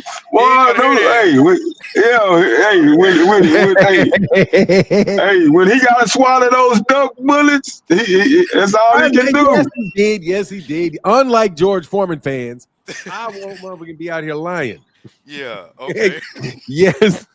Hell yeah, he ducked that man. I hate that he ducked that man. I hate that we didn't get that fight, man. That would have been a good one right there. Man, and you know, I hate Earl is petty and stubborn and then rude out ever fighting Keith because of that. You know, I agree. They both tripping. I still think that fight need to happen, man. I still take it right now. I'll still take that. Man, will we see Earl in the ring again, though, man? We talked about that earlier. I don't think he's coming back. Me personally. Damn. I sure hate that, man. He's still in Japan right now. So, he's enjoying his life right now. All that money he made, man. He'll be back, man. He'll be back. I think he'll be back. I hope he's back. But he needs to take as much time as he needs, though. You know. Hell, it's already been 2 years for now. Shit, how much more you need? Yeah. That's my boy. You know what I'm saying? So July is fast approaching. Yeah. Damn. I mean, you know, what can I say, man? I mean, I want to see the dude fight again, man. But I hope I'm wrong. I hope you're wrong, Ray. That's all I'll say. I hope you're wrong. Okay. I mean, just like Keith. If you weren't wrong, what? I mean, just like Keith, we just saw him for the second time since 2019. This fight he just had in Australia, that was his second fight since 2019. I mean, you know, injuries is one thing, but damn, man, you when you rule out certain matchups and say I won't fight this person, I won't fight that person, all this time is steady elapsing, and nobody getting any younger. Yeah, hey, A. Jones. Let me read these super chats real quick because there may be a question in them. A. Jones said Ali's brother was gangster as hell and stayed by him. Man, all of the people around him was ghetto at the time he turned pro. So trust me, we weren't worried. They weren't worried. I won't say we, but just say us, citizenry of Louisville, Kentucky, have never been worried about no Negroes from Houston, Texas. Believe it, sir. My guy, I'm just joking though. We know Houston got it like that. Oh, my guy, D. Hayes said, "Happy birthday, brother! Big $20 holler, brother. Thank you so much, man. Appreciate you, brother. Thank you for that support." My guy, Mr. Cato, man, Roderick Cato said from Big Block. Sorry, bro, I gave you a government name. Support the channel and happy birthday. Thank you, brother. I had a good friend in law school named Michael Cato, man. Real smart dude. Real smart dude. Judah Nickel said, "Happy birthday, OG. Thank you, brother, for the $2 holler. Means a lot, bro. Thank you for supporting the channel." Mr. Tillman in the building with the $5 holler, brother. Thank you so much, bro. With no comment at all, just for the love of the game. Thank you, brother. I stole that phrase from somebody. And Q Dog said, "Happy birthday, my D9 brother. Stay strong," with the $25 holler. All right, so I'm gonna ask y'all some questions that got some real. What do y'all think about this Turkey league, as far as you guys know so far? Because I think that is pretty big news that took place over the last week, that I didn't get you guys insight on. So Ray, man, what's your take on this Turki Alashikh pay scale? Did you see the pay scale? Yeah. I saw. Yeah, I think it's Yeah, good. what's your thoughts, man? I think it's good for the up and comers for them, but it ain't good for he's trying to go get a star or something that ain't gonna fly. So I don't know how that's gonna work out with that. But 20 grand, was it 20 grand for a 10-round bout? That ain't too bad. Nah, yeah. If you're unranked, I think it's yeah $20K if you're unranked, and then I think it goes to from 50,000. You win it. It goes not to 50. I think it goes from that was 20 to 75 to 100 something. No, 50 was in there. It was 20, 50. Then I think it goes up again to like 100 something. Then 300. I think 375,000 was the. You're right. It goes to you're right. It's $20K for a 10-rounder for if you're unranked. Yeah. And so if you get 4 fights a year, you can make about 60. You make about 60 grand. And then from if you're 5 to 10, you go to 150K. Or 50, you go to 50K a fight. And if you do 4 of them, right, that's 150K or something like that, or 2K if it's 3. And then if you're in a challenger spot, I guess means if you're challenging for a title, I guess that means 1 through 5. It goes to 375, and then for a champion, it's 750K. Yeah, I mean, you got to really follow these dudes' careers and all that. Watch out to keep up with them. Who's gonna do that? I mean, they're gonna be unknown dudes. We're gonna be paying attention to. Yeah, they have to pop out the top of that, man. Yeah, that's what I'm saying. Yeah, at a certain point. What's your thoughts, Rick? Yeah, it's like Showbox. It's like more Showbox on display, basically. You know, for these guys trying to make a name, trying to generate some buzz. You know, maybe that's good for them. You know, but we all know the top name guys of course not going for this. So the way boxing is so stretched out now, man, and how dudes struggle to get fights, and if you're struggling to get fights, you're struggling to get paid. It's gonna look, you know, promising and favorable to some, you know, up and comers or even journeymen who ain't getting many calls. True. Other than that, man, yeah, it's gonna be it's gonna draw who it's supposed to draw to it. That's I guess I can put it that way. The people that's gonna need this avenue to get paid or get a little bit more exposure, so be it. You know, the top name guys who already got millions in the bank, they still gonna be looking other directions. My only hope of all this is is this talk of somehow getting these boxing divisions back down to the original 8 weight classes. Did they Now, say anything that's about what that? I heard something about the Dana White and Turkey and them mentioning some type of league or series they was trying to create, and it had that type of rule where they was gonna try to get it back down to the original 8 weight divisions. And I would love that for all of boxing. I would really, really love that. Yes, sir. Kamal said I emailed you the Samson interview with Sean Vitale, and it's entitled David Benavidez promoter demands Bivol fight be in America. Turki Alashikh, a baby in boxing. Man, that ain't no joke, bro. I want to see that fight, man. I can't believe that. Did you hear what Turki Alashikh did to David Benavidez? Wait, hold on. Did he fly him out there? Flew him out there. Yeah. And now he don't want to fight. That's crazy. Like, I don't get it. Hold up. His whole thing is supposed to be best versus best, right? And Bivol versus Benavidez is best versus best. So how you don't want to see it? You're going against everything you stand for. He don't stand for that. You know what I'm saying?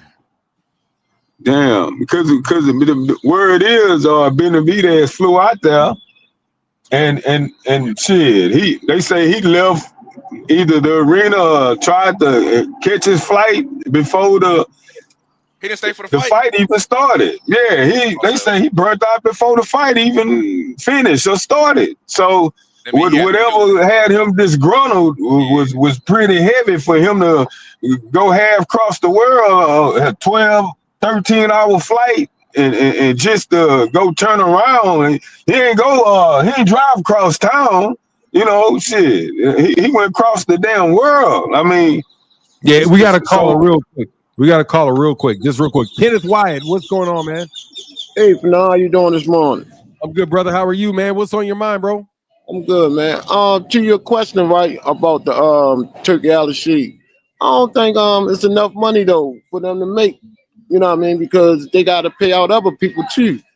You know what I mean? The managers, the promoters, the people that's in the corners and all that, the trainers. So, like you said, they'd be better off driving the tractor trailer and earning these $20,000 or $60,000 a month. So, you know what I mean? I don't think that's a good idea. And especially the way you got the ranking system. You know what I mean? A lot of them boxers ain't even ranked. So it'd be, I mean, I don't even think they will get no 3 to 4 fights a year. If they get one. So I definitely don't agree with that though. Yeah, man. If they for some reason put them on the shelf, they'd also have to have a minimum fights that are given to them on top of that. You know? Netflix gonna be streaming all these fights. So Netflix? Yeah, I like that part of the plan. So I like that. Yes, sir. Everybody got Netflix. Yeah, that's true. Hey, Kenneth, is that it? You good, bro? Or anything else? Yes, sir. Yes, sir. All right, bro. I'll get back with you. Thank you, Kenneth. You too. Y'all have a nice day. Yes, sir. Hey, but usually boxer's salary, shit, don't the boxer get paid? And shit, the boxer gotta pay his manager and trainers and shit out his own salary, right? Yep. So shit, what Turkey care? He don't care. Shit, yeah, that ain't Turkey problem. Man, I'm gonna tell you, bro. I personally think Turkey is checking out, bro. I just think he's checking out. So? Yeah, man. Because, you might be right. You might be onto something. Yeah, I just think I've told y'all, man. And people don't want to listen to me, bro. But I told you about that doggone RICOs. Told you about those RICOs, and I'm telling you, these boys are snitching. I'm telling you. And for you to say, hey, that guy, what's his name? Again, they was cool with Yellow Beezy, his gay cousin. Yeah, him. Popping on him, and then Big U goes down, bro. And all these dudes are involved in boxing, man. Keywan White, yeah, that's his name. Keywan White. Yeah. So, man, it's like, bro, I think what happened is because Turki Alashikh basically turned everything he said, he changed, he just turned around on. It was like, I'm taking over taking over boxing. We're going to destroy these promoters. Wouldn't let the WBC's belt on the stage. And then 3 days later, the dude has totally changed his tune. And the pay scale is released. Isn't anything you need Turki Alashikh to pay for. That's some shit that looks like some UFC shit to me. So it just looks like, and Dana White is being real specific that he's not dealing with other promoters. So to me, it's just like Turki Alashikh just co-signed. He's just basically co-signing something that a project Dana White already wanted, and that they're going to put like the Rehab label on it. But it doesn't seem like they're putting any real money behind it, man. So I just think that's Turki Alashikh checking out. And did you see that note that got sent by the ABC, the Association of Boxing Commissions? That shit, man, they basically said they laid out what a boxing match was versus what an exhibition was, and was basically saying that this was federal law that they're enforcing, because said this comes from the Federal Boxing Act. So the ABC put everybody on notice about what an exhibition was, what a fight was, said you have to have standard judging, standard refereeing, you have to have standard glove sizes, and used a bunch of different things as examples, and specifically said that they heard that there were people that were planning to switch these things up, and said, look, if you do that, that's not professional boxing, and we're not going to call that professional boxing. So any of these rule changes or stuff that Turkey's trying to do, man, the ABC, who is the organization that runs boxing in the United States, or at least sanctions allows boxing to take place in the United States, already raised issue with it. So, this dude, I'm telling you, man, I personally think Turki Alashikh is checking out. And when they say that he's got 18 months of commitments left, that he's going to do those commitments. He's going to do those commitments, and then he's going to get out. That's what it looks like to me. And then he may own a portion of that TKO league if he invested some money in it. But I just think he's just getting out of Dodge, because the dude has lost too much money and now found a little safe way, to save face but get out at the same time, just like he got out of that. Whoa. No, his strong support system say his money source is unlimited. This is all money. This is all money, Martin. It's His Excellency, he has unlimited funds. What you mean he only have 18 months of obligations to fulfill, and he has to get out of Dodge? He the money man. What you mean? Well, let me tell you, when you sign a contract and say that your name, your likeness is associated with a league, and that that league has a contract on you and says, in order to deal with us, you have to say you're not dealing with anybody else. Once that person says that they're not going to deal with anybody else, they're only going to deal with him. It is what it is. It don't matter how much money Turkey has. But I'm going to tell you also that, dude, Big U is a middle manager, bro. So all this, and I'm just speaking straight shit, bro. That these people's muscle only goes so far, man. Their little street bullies only go, like I said before, their street bullying only goes so far. Turkey came into the United States obviously feeling very comfortable about the shit he can do and the places he can go and the things he can say. And bro, that shit goes beyond money. This motherfucker's up in here. I'm sorry, I need to use the MF word. He's literally out here trying to mess up Vegas's money by 2 rounds left. Nah, bro. 2 rounds left? No, bro. That's what I think it's about, bro. And I always told these dudes, ain't no such thing as unlimited money. Ain't no such thing as unlimited money. Well, people ain't just gonna tell out all that money on you. What do you say? I say let them tell it. Shit, Turkey can do this forever. Well, then why you got 18 months left? And why that pay scale look like that? Like, for real, think about extrapolate the cost. That is peanuts. Those cards, that's peanuts that they're paying, man. They may not bust $1 million. They could put on a card like this and not come anywhere near $1 million in purses paid. They absolutely can do it. They could keep their budget under $1 million per card, bro. Easily keep it under $1 million a card, bro. So if they make 2 million, 3 million on it, they turn 50%, 100% profit. This is a profit model. This is not Turki Alashikh model. That is the exact antithesis of what Turki Alashikh said he was going to do. So honestly, bro, I think he got muscled out. I think he got muscled out of the U.S. is what I think. Well, this is what happens. You got to pay the small guys peanuts. You know, when you're paying Canelo, you know, all the pie. You know, and you're not paying them the fight Benavidez in your big massive deal you're signing Canelo to. So everybody else get peanuts. And bro, you waste his time like that. You waste that man's time, bro. Just waste his time. Nah, we don't. You fly you all the way and say, nah, we don't want it. Goodbye. Yeah, no.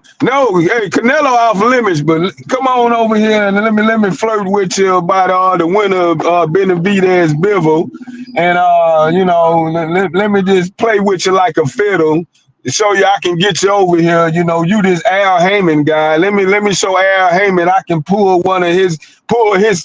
his top guy other than Tank. Since I can't get Tank. Let me show I can got my muscle to pull this Benavidez guy over here, even though I'm playing games. I don't know, dog. You mean the games like Turki Alashikh said he played when he was saying, when did he say he admitted that he lied to the press? When was that? He said he lied to the press about something. Like a fight. It was right before the Terrence Crawford-Canelo fight, which is the next thing I wanted to talk about. And get your thoughts on, man, do y'all really think Terrence Crawford will win this fight? Seeing he's going to be off a year. Will he be off a year before he fights Canelo? Yeah, because he last fought in August, so he fighting Canelo in September. What's your take on that fight, Ray? My take, he getting knocked out in the late round. Ooh. You think Crawford's getting knocked out in the late round? Yeah, and I'm putting money on him. I'm going to put at least $2K on that, at least. He getting knocked out. Damn, Ray, I sure hate for you to lose your bread, man. Hold on, you think Crawford gonna beat him? You think Crawford? Man, Bud somehow got a scratch out a majority decision, a split decision. Somehow Bud gotta pull a Devin Haney and just outpoint that little monster, man. There's no way he gonna be able to stop or even drop Canelo. But hey, miracles do happen, man. It'll be a hell of a feat. Hold on, so if it goes 12, who you think Turki gonna fight in that fight? I mean, hey, I said miracles do happen, dog. Miracles do happen, man. What you think, Fernand? What you think? Say again? What do you think how that fight gonna go? Canelo and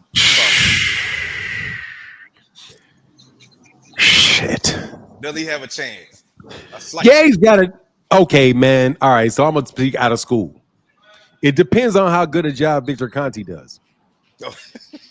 That's what it does to me. It matters. Man, boy, you cold, boy, you dirty, man. Stop, man.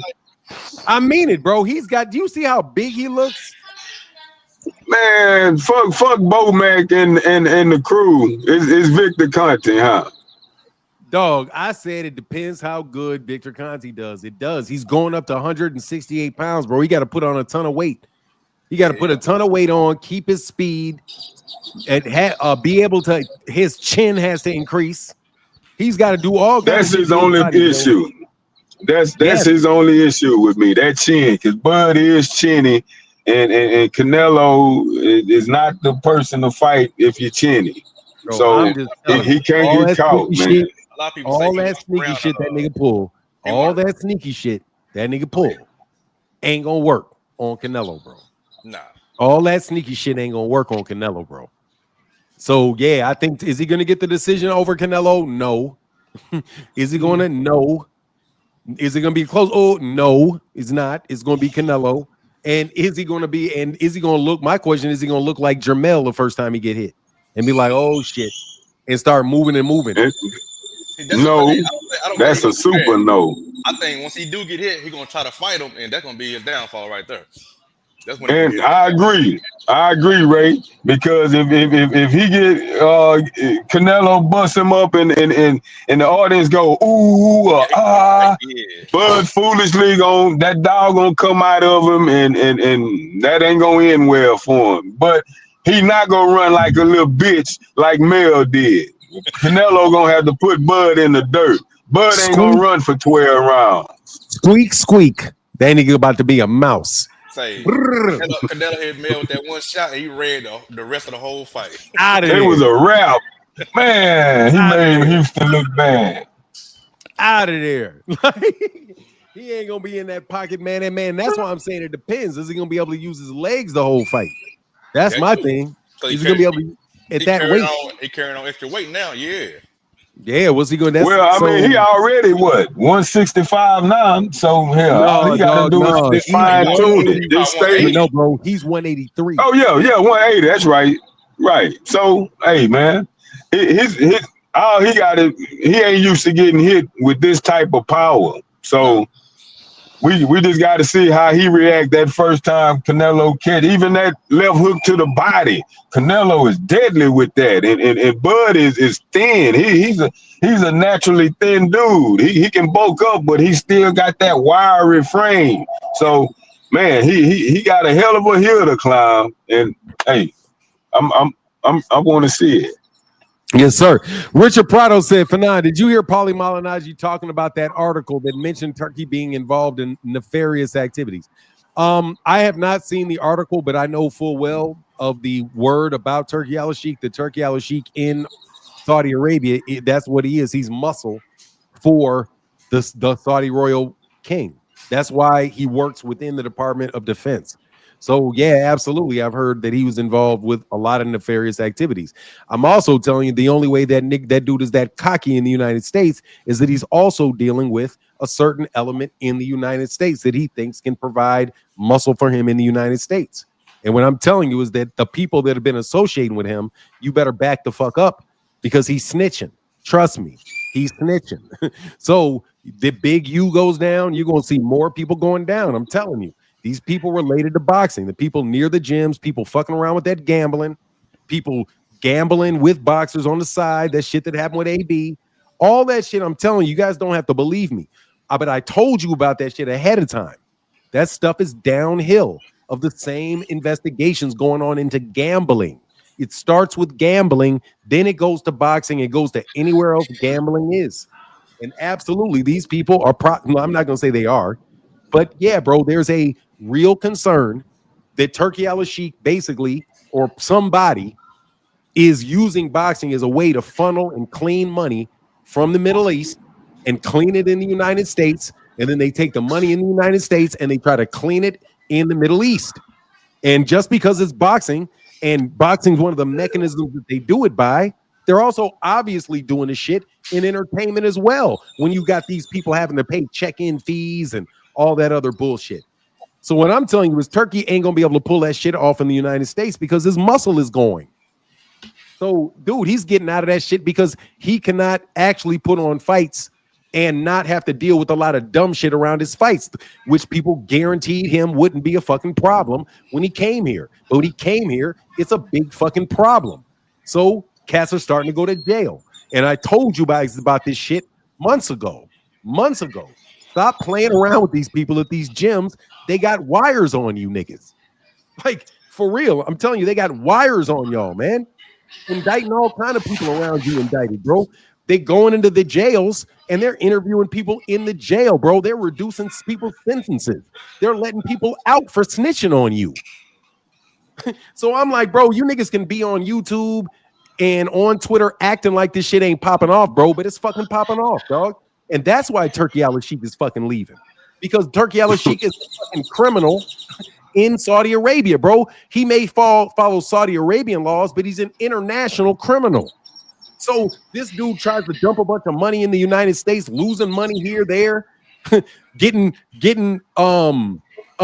wasting God knows how much money on Eminem and counter programming Al Heyman and all kind of other stupid shit, bro, because they're trying to take over that market so that they can use that market to continually flood the market with the shit they want to actually flood the fucking market with. And you fuck dumbass niggas are out there connected to it and you don't even realize it. But bro, Turkey snitched that nigga out. I'm telling you. You guys will say I'm crazy, bro, but Big U got snitched out by Turkey, bro. Damn. I'm telling you, he got snitched out by that dude. Because I'm telling you, he got snitched out right after Turkey changed his tune. Was right after one of the biggest thugs in boxing gets indicted. No, bro. I'm telling you, these niggas are snitching on you, bro. So at the end of the day, no, Turkey's not going to be around. And neither are a lot of these dudes that are around right now. They're not going to be around because they're going to get rid of them because you guys are fucking around with gambling, bro. Do y'all remember when these dudes used to do all those videos about Glovegate with Deontay Wilder? And then Deontay Wilder accused somebody of doping him and said that he thought it was Mark Breland that put it in his water. Dude, he made that accusation in a court of law, bro. And guess what? They still forced Tyson Fury to fight him. Even though Tyson Fury said, no, that's defamation of character. That violates our agreement. Well, Deontay Wilder, I got it from somebody on Deontay Wilder's team that they presented the evidence for everything that he said. And that's when the judge said, well, no, you got it. The truth is a defense to defamation. So that's not a defamation. And they made Tyson Fury take the third fight. Tyson Fury didn't even want to take the third fight. But the judge made him because they claimed Deontay Wilder. That shit is in court, bro. Do you know that I like Andre Ward? But Andre Ward said the day of the fight, oh, I know this is going to be a knockout. I can't tell you why, but there's no way this fight's going to go the distance. And he was sitting there talking to what's the dog's brother name? Darrell. He was talking to Andre Darrell. And it was like, dude, he was like confident he knew the exact outcome of what that fight was going to be. And his father, and his trainer had said, oh, this is not going to go well for Errol because he has to acclimatize to Las Vegas and all of this shit about being drained and all of this stuff. Bro, these people do not play and just act like all that shit is fucking happenstance. No, the shit surrounding the same people. And the funny thing is, the same people that were making the accusations about Deontay Wilder and Tyson Fury were making the accusations. All of a sudden, they got nothing to say about Terrence Crawford's gloves blowing up. They got nothing to say about Turki Alashikh literally saying, you're down 2 fucking points. Right? And then you literally got Carlos Adames, who's getting froze up in airports trying to get in there. So, dog, y'all are playing a lot of fucking games, bro. And them games is up. That's what the fuck I'm saying. And that's why I told you, this shit is not going to do anything. Turki Alashikh sold his name and not likeness to Dana White, and Dana White's going to put on some boxing events or whatever, and then that shit's going to peter the fuck out and go away. That's what the fuck is going to happen. And the next fucking thug that you niggas bring in from over across the world, because guess what? The first one they brought was Daniel Kinahan. That was the first one. Daniel Kinahan with a bunch of fucking reports about MTK Global, about Pro Bellum, and they got rid of MTK Global in the United States. MTK Global had to shut their whole operation down. And then they bring in Pro Bellum under the same management. That doesn't go anywhere. And they have to shut that down. So what do? They bring in Turki Alashikh. Turki Alashikh now is trying to do the same thing that Daniel Kinahan was trying to do. And you don't think people see that you just tried to get another big player to fill the same role as the last big player that you tried to bring in here, bro? People look at everything, bro. Daniel Kinahan is one of the biggest managers in all of boxing, and he is a world-recognized, alleged mob boss. So is Turki Alashikh. So you guys act like people don't see that shit, but they got so much power because they're outside the United States that they can do anything inside of it. But that's not true, bro, because there's international law. Believe it. There's something called international law. And when you start dealing in between countries, that's when international law comes into play. and you can go to jail for embezzlement in international law when you steal money from one country and try to wash it in another, and then try to take that money you washed there and flip it back over here and do a double wash of it. People know what the fuck you niggas is doing, bro. And I hate to, and that's my words. That's not Ray's words. That's not his words. But that's why I'm telling you, Turki Alashikh ain't gonna fly, bro. Ain't no way they're gonna let the Turkish mob go watch this shit. The Turkish mob come in there and take over U.S. boxing, bro. It's not gonna work, man. Anyway, sorry I spazzed on that, bro. No, but that's really what it is, bro. And you see Yellow Beezy gets snatched up, Big U gets snatched up, and for every Big U that got snatched up, bro, trust me, there was 100 dudes smaller than Big U that got tied up in it. Believe it. He's just the only one picking up to make the news. Anyway, what's your thoughts on that, Ray? I know that may be putting you out there, bro, and that may be a lot, but on the Big U situation. Yeah, I mean, not on the Big U, on the Turkey, just the general. That just anything, man, on your mind. Man, I don't know. See, I don't know.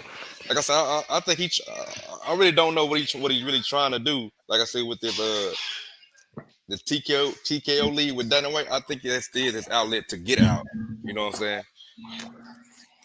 But yeah, I really don't know too much. I don't really know, man. Yeah, I wouldn't make you don't comment on any of that other shit. That's just me wilding out. Yeah, I ain't gonna try to connect you to none of that shit. That's me wilding out. That's why I said. What do you think, Rick? Dog. Hey, listen, man. When you're dealing with Arabs and Europeans, you expect the unexpected, man. I mean, they done tried to enslave the whole globe with both of their ideologies through religion, and it's all ran by force and might and fear. So when you got a lot of money behind you, you can pull some strings for so long, unless you are the head of unless you the real puppet master. And it sounds like everything Martin just explained, Turkey apparently is not this head puppet master. So nope. And look, when the same magical people that told Andre Ward that fight was gonna end in knockout, I guess it was the same magical people that told Devin Haney's little brother that Allah told him that Ryan was gonna magically test dirty for something. Hey, remember, man, you're a Muslim, aren't you? Are you Muslim? That's you're not Muslim, are you? Not Muslim? No, I'm nothing. You know, I'm not religious at all. Right. Okay. Go ahead, man. Yeah, but that's crazy. Little Daddy said, what, 2 or 3 days before the fight? Somehow Allah, I had a dream. Allah told me that Ryan is gonna pop dirty. Okay. For Osterine. I would have loved it if he would have said for Osterine. You don't think that he could have just got that signal? You don't believe he could have just got that signal? Hey, man. Hey, boy. Hey. No is most likely. No is the most likely answer to that one. Hey, but hey, man, I gotta bounce, man. I got this appointment. I know I put y'all out there. Yeah, I gotta holler though. Thank you, brother. You get back, bro. Hey, I gotta. All right, y'all. Salute, Ray. What's going on? All right, Rick. All right, Ray. I gotta bounce too. I gotta do something with the kiddos, man. All right, man. Priest, you coming back next week? Hey, yeah. Hey, I'm gonna let you know my work schedule, and we're gonna do it again next week. All right, that's what's up. But you got to put your link in there, man. I wanted you to get the subscribers, but I don't think your link ever got in there. Hold on, real quick. Yeah, put that link in there, man. I'll get some people to subscribe. I'll be on another 15 minutes or so. What is it that BMA thinks is so funny? Now it's magical, people. I'm just telling you, bro. I don't believe in coincidence, man. You got it in there. I'll get back with you, Ray. Yeah, go and do it. Oh, okay then. I All gotta right, go. bro. Just put it in there, man. I'll take care of it for sure. All We'll right. get it done for sure. All right, bro. Yeah. Peace. Yeah. It's just so much smut going on behind the scenes, and boxing is good avenue for all the rigmarole. It is, exactly, bro. It is perfect for all that rigmarole. I don't believe in coincidences, bro. And I saw Ox Steel, you said, yeah, but they're all kind of connected, bro, because trust me, bro, they're putting separate charges on separate people for separate reasons. But that doesn't mean they don't see the interconnection of the whole thing. They're just breaking it up into smaller pieces to help with their prosecution. They're going to prosecute one piece at a time, all the way up to the top. What's up, Kamal? How you doing, brother? So glad you got on.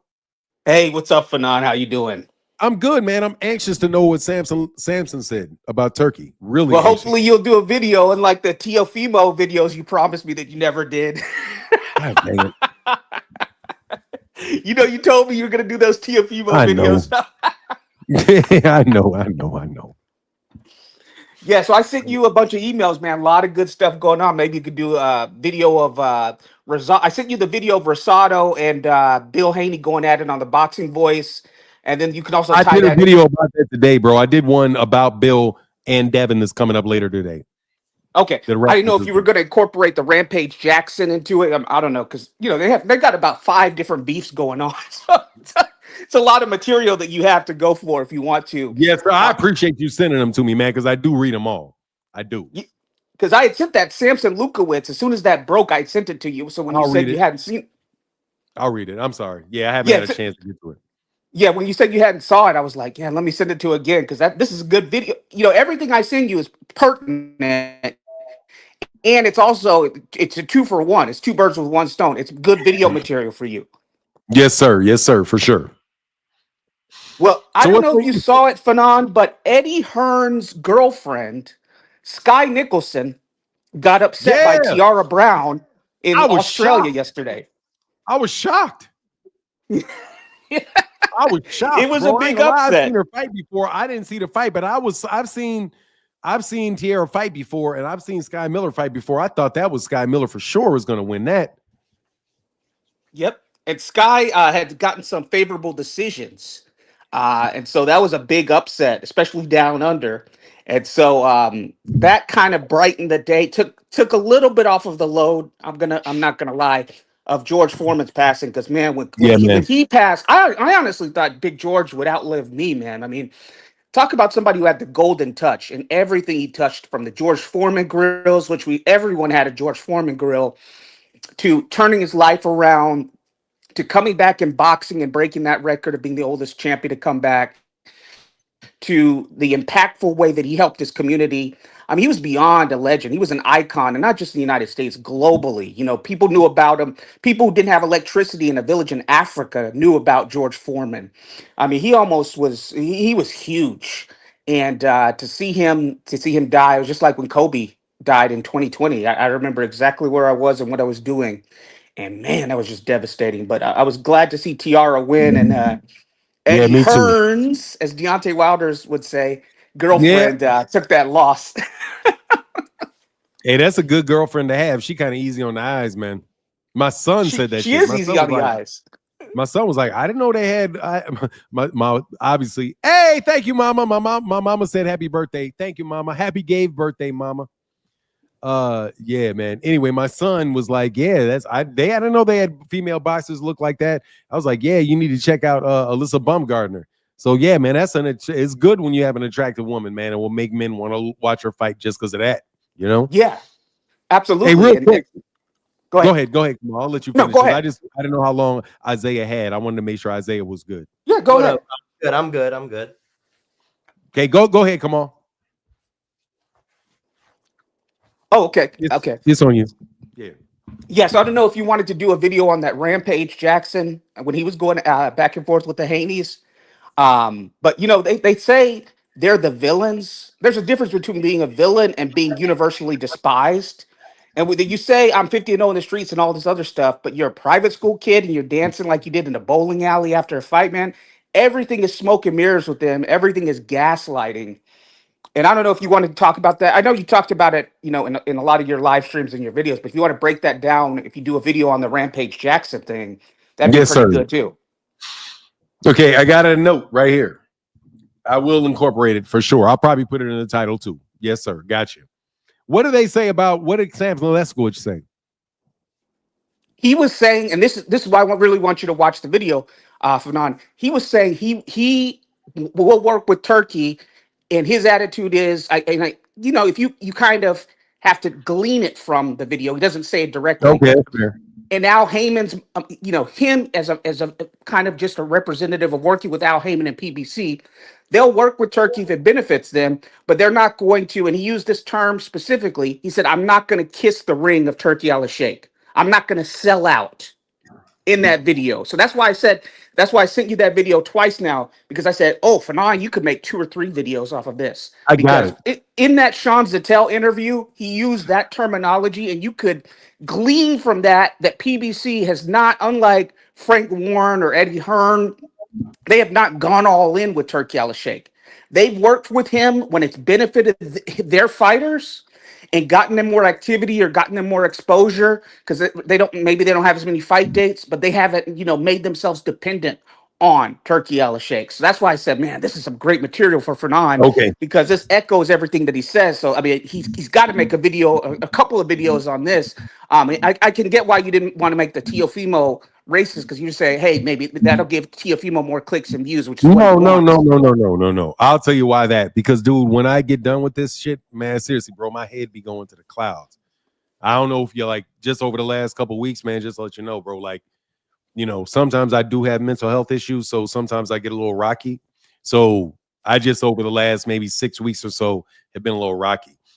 After the show gets over, I got to really kind of attend to myself, but it's all kind of calming down now. So yeah, man, I got you, because I owe you for sure. I owe you. Yeah. Hopefully Jake Paul can sign Tierra Brown. I don't know her promotional situation as well. But these female fighters, man, they need to go to Jake Paul, because he's got Shadeja Green over there. He's not dropping people after losses either. We know Serrano was robbed twice against Katie Roughneck They Taylor, just but they got got, the trilogy going on. but they just got Alicia too. They just got Alicia Bumgarner Mhm. at MVP, which I think it's good. I think it's very good, like how you're saying, for women's boxing, because I mean, Eddie Hearn did do his thing with women's boxing, but I could see Jake Paul kind of having Amanda Serrano as one of the highest, and now Alicia as one of the second. This is all just speculation, because I mean, of how much money Amanda made. I'm assuming that is going to make about the same thing, but I do think it's good for the sport of boxing. I do hope that Jake Paul, because I mean, I remember when he had the Mike Tyson fight, not only was it his fight, but he had real fighters. And if I'm not mistaken, I believe he had Barrios on that card as well against Abel Ramos. Yeah, he Which did. one? He did. On the Yeah. Jake Paul, Mike Tyson, Mario Barrios versus Ramos was on there because they fought to a draw. Yeah. Yes, So he does yes. have exposure. He has Ashton Sylvie, young man Oh, from yes, Los Angeles, on there. He Lucas got knocked Body, out, he though, right? signed. Yes. Lucas Body knocked out Ashton, and then Ashton, I think he's going to be coming back very soon.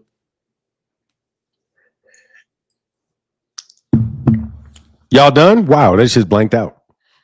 No, well, you see, I just wanted to touch up. Yeah, on, so what's on your mind, bro? Hey, Kamal, you good? Kamal? Oh, I was letting Isaiah talk because I didn't want to dominate the go ahead, conversation. Oh no, I just wanted to say that because I know some of you, well, I just want to say happy birthday to you, Fanon, and Thank you, brother. and Appreciate I you, want to man. send you more health and wealth to you and your family. Thank you, sir. And to your family as well. Thank you, sir. And you know what? I just want to touch upon the Turkey subject, because I see in the comments a lot of these dudes swear Turkey has all this money. I don't care how much money Turkey has. I do believe that Turkey was doing illegal activities. Why else would he pull out of soccer? And I don't even think I think he did 4 or 3 years, maybe 5 years. Someone correct me if I'm wrong, in soccer, and probably realized, okay, they're catching on to what I'm doing. And now that he's in boxing, everyone said, oh, he's good for the sport. He's paying this person this. We want to see the best fights. I believe he's trying to blackball Bivol because he's salty because Bivol didn't want to re-sign him. He went and ran straight. I believe he went back with who is Bivol signed? Is he signed to Matchroom? I think he is with Matchroom. I think he is. Well, Yeah, Beebles with Matchroom. Yeah, I think Turkey is very upset because Bivol did not want to just leave Eddie and go sign to him and get paid crypto. That's just my opinion. And Benavidez is not going to get punked out because Samson said it clearly, like what Kamal Oz was saying. In that video, you hear Samson saying, we're not going to kiss the ring. And I want to see, I think Adames is a PBC fighter as well. I believe so. Yeah, he is. Adames has fought on a lot of PBC cards. Yeah. And everyone saw Yeah, that. Adames is with PBC. And they joked around with him at the airport. Oh, well, you know what? I do believe the PBC, they're not on board because of that bullshit draw that they got when Turkey was fixing the fight. And shout out to PBC for not selling out. I don't care how much oil money Turkey has. I live in Texas. I used to work in Odessa. So if you think these big oil corporations are going to just be giving out free gas, you got to be shitting me. When gas was at an all-time high, they didn't give a shit. And people were still pumping. I drive a V8. I always have. So imagine how much gas I'm putting during the pandemic and after. So no one is going to tell me that Turkey got all this oil money just floating around and giving the shit away. Because if that was the case, oil would be cheaper and gas would be cheaper. That's all I got to say, Fanon. And you have a good birthday. Shout out to you, Kamal. All right, brother. Isaiah. Hey, what's WYD? Oh, it just says, Isaiah, what are you doing? There you go. Okay, cool. Isaiah, what are you doing? All right, bro. Thank you, Isaiah. Yes, sir. You guys have a good one. God bless, Fanon. You enjoy your special day, my brother. Glad to see you. More health and wealth to you. Later, Thank you, brother. And again, the blessings return to your family many-fold. Amen, brother. All right, bro. Get back. Yes, sir. Come on. Anything else you got, bro? Yeah, that was a great call, man. Isaiah, call back, man. I'm sorry, I didn't mean to cut you off when we were talking. He's a good dude. He had a lot of insight. But yeah, man, when they talk about the Saudis and Turkey, I want to bring up this phenomenon because you got to extrapolate this. Like I told you have to extrapolate from the Samson interview that he's talking about PBC and Al Heyman as well. He's not going to say it, but I mean, it's there. It's implicit. The Saudis are very rich people and they're very smart people. They live in the most dangerous neighborhood in this world. They're not like Switzerland that's surrounded by Austria and Germany and France. I mean, they're neighbors. If you just pull up a map, it's Iraq, Iran, these kind of problematic countries. Afghanistan's not too far from there either. They're not gonna. They didn't get to where they are. They didn't maintain the high standard of living for their people by being stupid with money. Okay, and there's a difference between making investments with money and expenses. And this is why I said we need to know what ultimately what Mohammed bin Salman's vision is, which I think is to promote Saudi Arabia as a tourist destination to transition from green energy. But they're not going to throw in, like I've heard certain YouTubers say that Turkey has a $1 trillion war chest to spend on boxing. And I'm like, guys, you can't even conceptualize what $1 trillion is. People don't just go throwing around. Isn't that a million? Ain't that a million? Is that a million or a million billion? It's a million billion. Yeah, it's a million billion. It's not even Bill Gates or Elon Musk have $1 trillion. You only people got $1 trillion are families. That's it. The only the top corporations like Apple and the Swiss banking industry that does business with all over the world, that has people who have private accounts there with Russian oligarchs and oil princes and stuff, they have trillions of dollars. But you got people on YouTube saying that the Saudis are all in and are going to spend $1 trillion on boxing. And it's like, man, the Saudis, whether you like them or not, are very intelligent people, and they live in a very dangerous neighborhood. And they know about the transition that's going in the world away from necessarily just being an oil economy to a more diverse energy sector. They're not going to waste and overspend $1 trillion in a boxing. That's just a monumental amount. So, irregardless of if their vision with all of sports, with golf, with wrestling, because they're doing WWE now, with boxing, is to improve their tourism. It's for missionary activity. I don't know what the ultimate goal is. If it's for all of the above, they're not going to pursue this and just go broke with it. So, I mean, I want to thank you, Fernand, for pointing out these fallacies that are going on in corporate media and on YouTube, for people just taking just ignorance to a whole new occurrence and just feeding people lies. I mean, why would you spend $1 trillion on boxing when you could probably accomplish the same thing for $100 billion? Honestly, Especially when you can accomplish the whole thing with the $1 trillion and never touch boxing. exactly. You had $1 Exactly. trillion to spend. Why would you choose boxing? That's the dumbest ever investment you would make with $1 trillion. Boxing.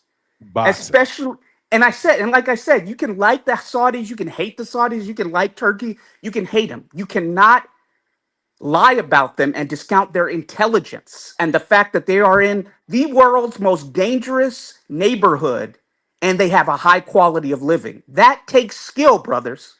You could be a Muslim and say that. You could be a Christian. You could be a Jewish person. You could be a Buddhist. You could be an atheist and know that. And those people did not get to where they are and where they become because you can have money and make money like MC Hammer and lose it all spending it.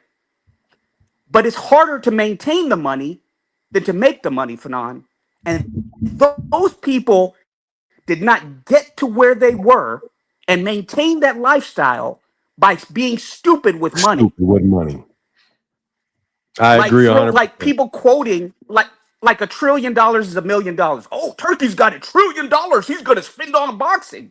Motherfucker, do you know what oh, sorry, Fanon. I didn't want to say the MF word. Do you know what $1 trillion is? Have you even conceptualized the value of $1 trillion? 1,000 billion. Fahim says 1,000 billion.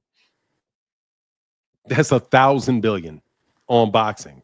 They will say anything. Telling you, they will say anything. And Keith Nolan said BlackRock has over $1 trillion. BlackRock probably does have over $1 trillion. They own like 60% of the houses in the U.S. So yeah, BlackRock probably does have $1 trillion. Chase Bank has over $1 trillion. Very few the Apple Corporation has over $1 trillion. But even still, individuals, you're not going to find like even Bill Gates. Carlos Slim goes back and forth between the richest man in the world. He's in Mexico. Very rich man, has his hands in everything. He doesn't even have $1 trillion.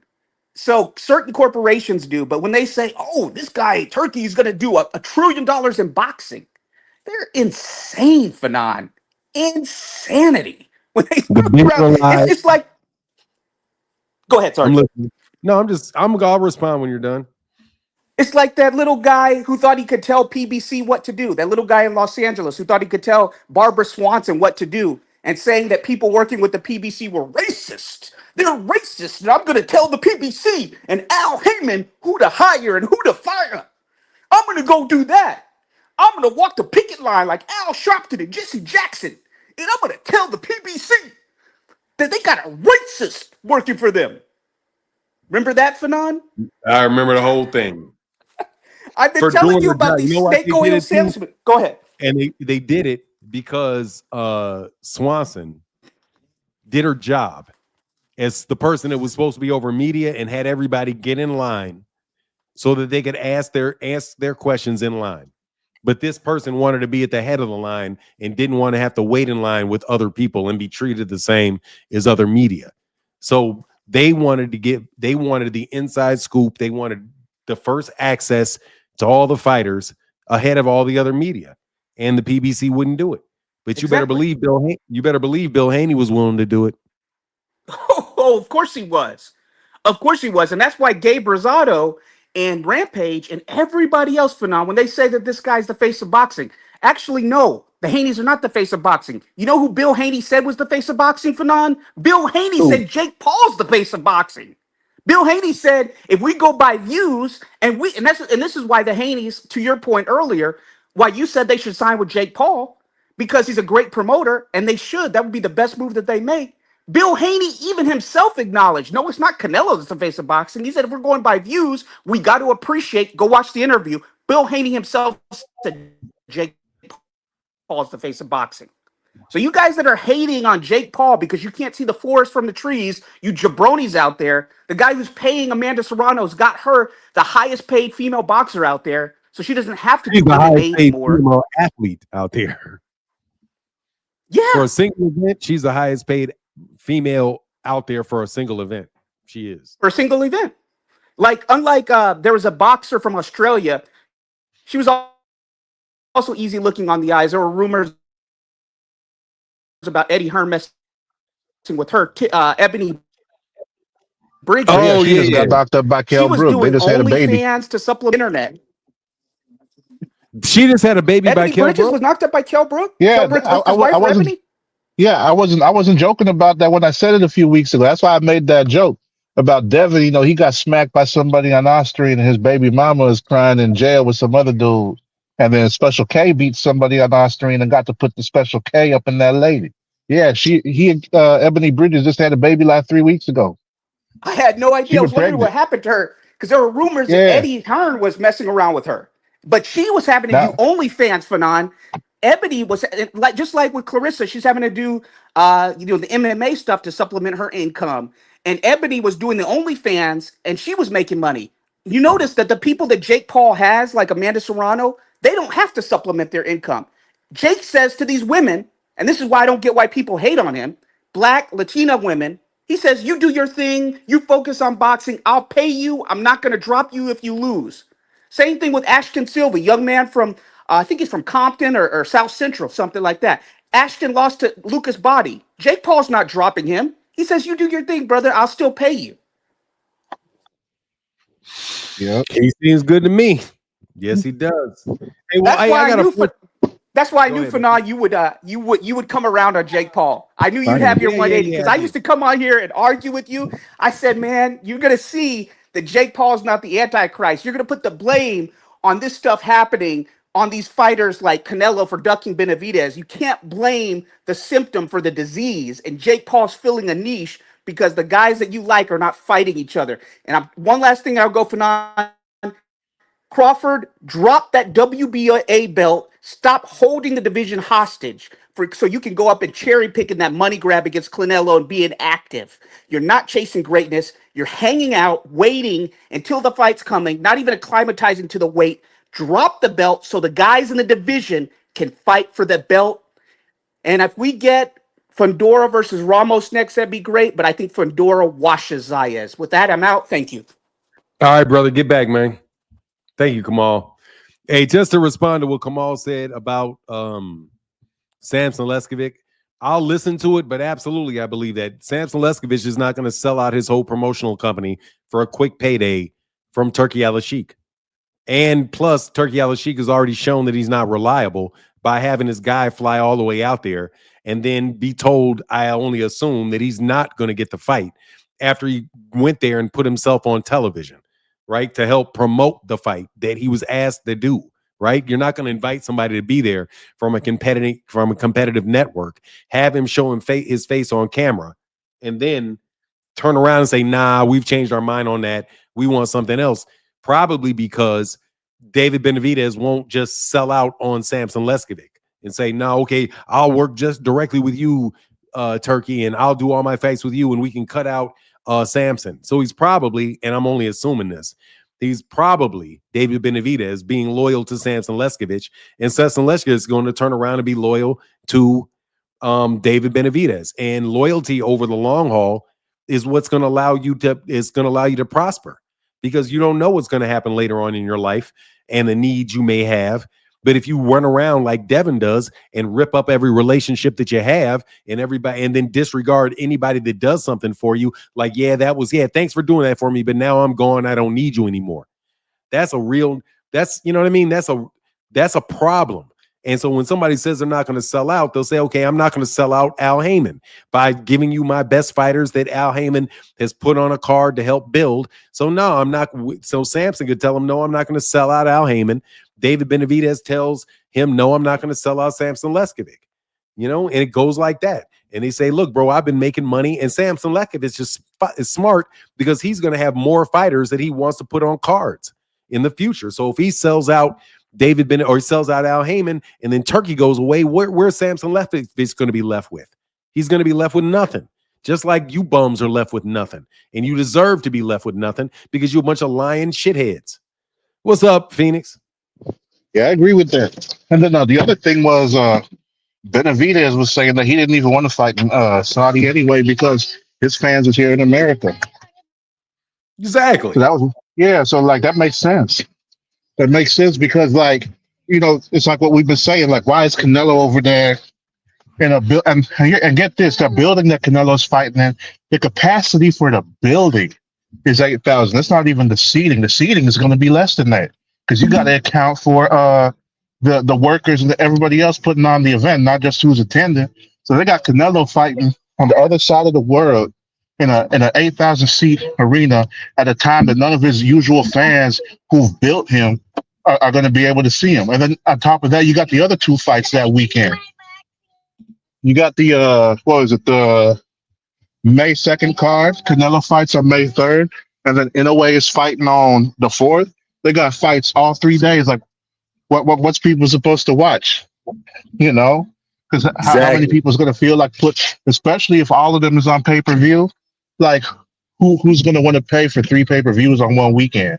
You're going to have all that stuff split up, so you're not even going to have people that tune in to watch every single one of them. But then again, who knows? Maybe it'll be like that last card of the century, and then Turkey puts all the stuff up on his YouTube channel 12 hours later. So probably not even worth it to buy it the day of the fight. So that's another thing to consider. Because if Turkey does that, like I'm gonna be watching. I'm gonna be watching because now I went ahead and cut off my DAZN subscription. So when May 2nd rolls around, now I'm gonna have to go ahead and see about finding a way to watch that fight, that works out. You know what I mean? Yes, sir. You got me on the fire stick crew. I ain't on the fire stick crew yet, but I think you talking about some fire sticking. I mean, there's alternative methods. You don't really need a fire stick, but nah, like for real. Like if that stuff is on pay-per-view, like I'm gonna be watching to see if Turkey uploaded that on his YouTube channel like he did his last one. Like he put because like them stuff is still they not the views ain't doing well. The views ain't doing well. I don't think the views have moved that much since that first 3 days. So yeah, like I'm checking because if that's gonna become the norm for him, especially since they're talking about 18 months left. I said it. I'd be surprised if he made it to the end of 2026. Like the way that they've been moving, nah, man. So yeah, like they schedule it, and this TKO thing, I don't even think that's gonna last. I don't even think that's gonna last because again, like we was talking about it, if that's the pay scale, what top fighters are gonna go over there? Because right now the top fighters is the best. Like how they're gonna go ahead and market new up and coming people is the best. It's gonna be like that reality show stuff, like the Contender or like the Ultimate Fighter. That's who they're gonna get up in there. Like you remember the Ultimate Fighter shoot, they had Kimbo Slice up on there. They're gonna have to be finding like more Kimbo Slices to put on there. Like they're not gonna get none of these people coming out the Olympics because established promoters who've been there is gonna go ahead and swoop them up. It's gonna be these people that really, really like is desperate and like, I mean, probably like the people who have no backing coming in, like very limited amateur experience, probably didn't really have anybody in their corner, no connections, nothing, so that they couldn't even know where to go to even think about getting in with Top Rank or Golden Boy or PBC, because there is fighters. You there? Phoenix, you went out.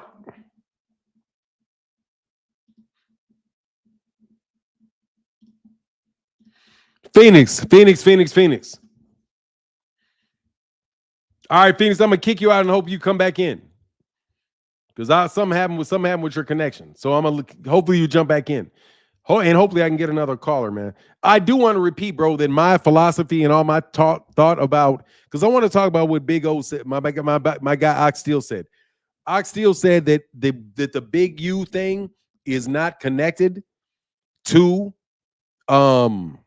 boxing. And I have to say, Big Ox, I disagree. My sources tell me that it's connected.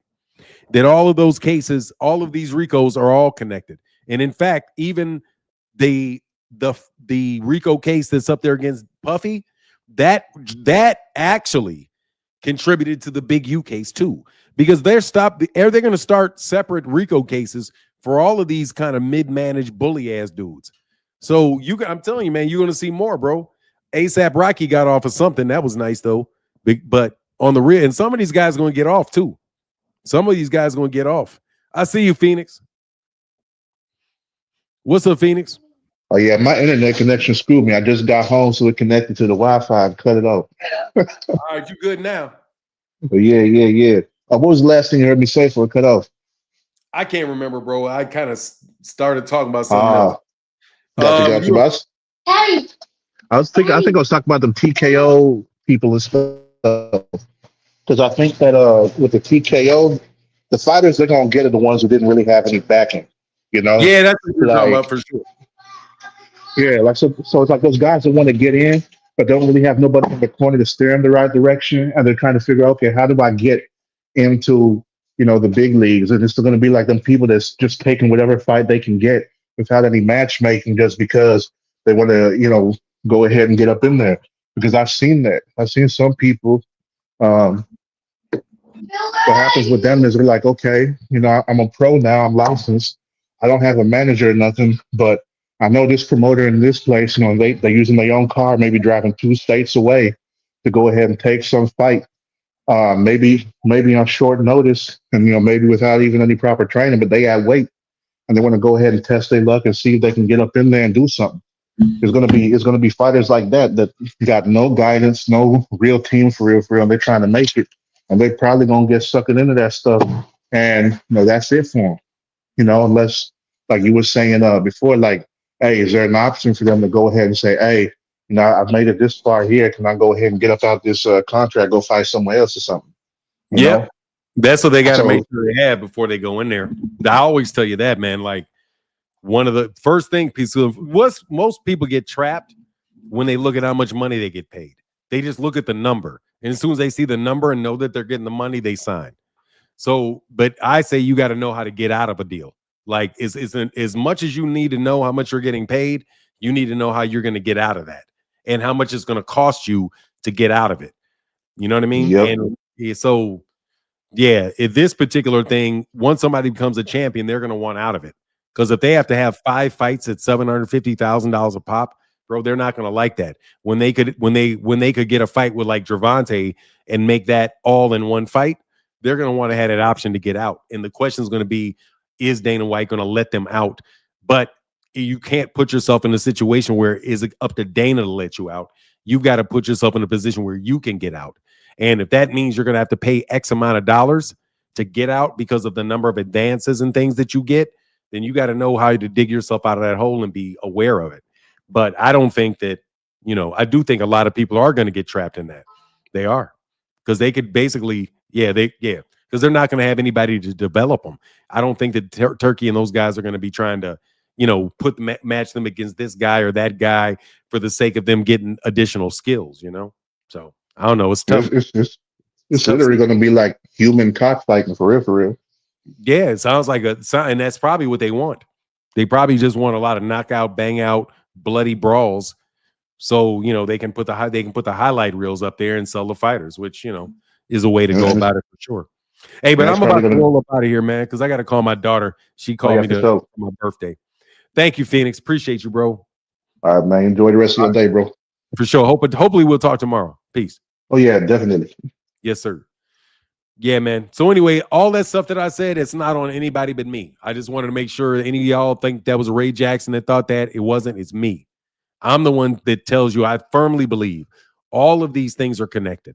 Absolutely. I think that they are 100% clearing out street level thugs from the entertainment industry because you guys are getting in the way of people making money and you're out there fucking up boxing matches with gambling. And I wouldn't doubt if you're fucking up NBA games, because if an NBA player owes this guy Big U $1.5 million, and if he owes him $1.5 million that he's charging him interest on it.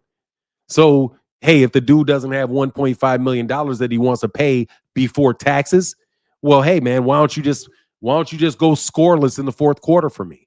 And I'll just gamble on you going scoreless in the fourth quarter. You know what I mean? Miss a couple free throws. There's all kind of different things you can gamble on to make a ton of money if you know what's going to happen, and you have somebody who is already can go to jail for dealing with you, but they got it. But they're out. They're professional athletes. So he said, "Yeah, I heard Big U was extorting AB. Yeah, they're probably extorting everybody. They're probably extorting Shaq, extorting Iverson, extorting a bunch of people, bro, because they're bullies, man. I'm telling you, they're bullies. That's what they are. You ain't got to overcomplicate it. These are a bunch of bullies, bro. They couldn't make it in boxing themselves, so they became a bully. They couldn't make it in professional basketball themselves, so they picked up a gun and became a bully. You know what I mean? Their careers faltered. They helped you and protected you in the neighborhood when you were going to school to allow you to be who you were going to be. So they want their payback for the rest of your life. You know what I'm saying? They want you to pay them back for that protection for the rest of your life. And if you don't give them the money back for protection, bro, once you get out of the league, or then you can be in trouble. You say, yeah, them Shaq stories, they effed his wife. I mean, look, bro, I'm telling you, bro, you thugs better stay the fuck from around me. That's what I know. And I've been telling you, these thugs have been floating around me too. That's why I know what's going on, because these dudes have enough nerve to float around me. And I'm like, bro, I got muscle, bro, real muscle. You ain't got no muscle. So trust me, nigga, you calling me to ask me if you can rent my muscle. So I'll be damned if I'm ever scared of a nigga that got to call me to borrow my muscle to do something with my muscle. You ain't got no muscle, Bill. That's why I'm saying these dudes are fucking bozos, man. And that's what Gabriel Rosado said. He said, bro, you need bodyguards. Everybody should know what that means. If you somebody that's real, you don't need bodyguards because you got your own people. Your people will defend you. If you're a rent-a-cop, if you're somebody to if you're a rent-a-bodyguard dude like Floyd, and no disrespect to Floyd, but Floyd got to rent bodyguards. Dude, real dudes ain't got to rent no bodyguards. Their bodyguards are there all the time. Trust me. And they don't ever have to pay them. Because the bodyguards make so much money from me that I don't have to pay them. Because they know if something happens to me, their money is gone. So no, I don't need no bodyguards. You niggas need bodyguards. And that's what I said to you, Bill. You do need a bodyguard, bro. You absolutely need a bodyguard. And then Bill want to try to gas me. Hey, why don't you come to boxing matches? I was like, nigga, what you want me to come to a boxing match for, Bill? For what? You ain't gonna do nothing if I'm at a boxing match, but try to threaten my family who's at home while I'm at the boxing match. You bitch. That nigga want me to come to a boxing match so he can get me away from my people. I know what the fuck these niggas is on. Bunch of fucking bullies, bro. I'm telling you. And I'm slapping the shit out these bullies. I'm telling you. I've slapped the shit out of a lot of bullies. Over the last 2 weeks, trust me, your bullies are getting beat the fuck up. Anyway, I'm saying that's Martin saying it. I've been beating up your bullies, bro. Been beating up your bullies. Again, you got to call me to get the bullies. Anyway, he said the whole thing, your bodyguard's got to be qualified. And a lot of times, a lot of street niggas ain't got no gun permits. Bro, like I said, bro, if you hire a security agency, that security agency works for somebody. You call a security agent with license to carry guns. You're still renting them. You're renting them. Other people don't have to rent people that can walk around with guns. Licensed to carry guns. Thank you very much. All my people are licensed to carry. All of them. All of them are licensed to carry in every state in the United States. They can walk in anywhere with their guns. My people can walk into a boxing match with guns and show a badge. That's all they got to do, show their badge. Boom. And guess what? They're in with their guns. So you niggas go bully somebody else, bums. Anyway, with that, thank you for the birthday wishes. I got one more to read, then I'm out of here. I'm just telling you, bro, you guys got a bunch of rent-a-bullies, bro. Rent-a-bullies, bro. And guess what? The market is getting real thin on rent-a-bullies, bro. There's not many of them left for you to buy, Bill. You ain't got the money anymore. Real quick. Alton Jones in the building said, did Tank lose his boxing license or is that a lie? That's a lie. That's a lie. LL Music, thank you, says super sticker from LL Music. For real, I'm going to invite you guys again. I would like your rent-a-cops, Bill. I would love for you to send your rent-a-bullies at me. Don't worry, though. I will send niggas at your rent-a-bullies. Don't worry, bro. We know you're rent-a-bullies. You want smoke, no worries. We'll come to you, buddy. Anyway, oh, I'm sorry. We already did that, Bill. We already came at him, and you lost. Anyway, with that, I'm out. Oh, the whole thing, your bodyguard got to be qualified. And a lot of times, a lot of street niggas ain't got no guns. That's true. I'm not disagreeing with you. I'm just saying that's how. Oh, no, I don't believe. I believe that. Yeah, absolutely. There's guys that don't have licenses. But I'm telling you, dudes that really have security problems, like real security problems, that really have security problems, all their people are licensed to carry, bro. All of Elon Musk's bodyguards are licensed to carry. All of them. All of Steve Bezos's personal security guards are all licensed to carry anywhere they go, bro. No, I get you that you're not disagreeing. I appreciate the clarification, Craig Tillman. But anyway, with that, I'm out. Y'all have a wonderful day. Deuces.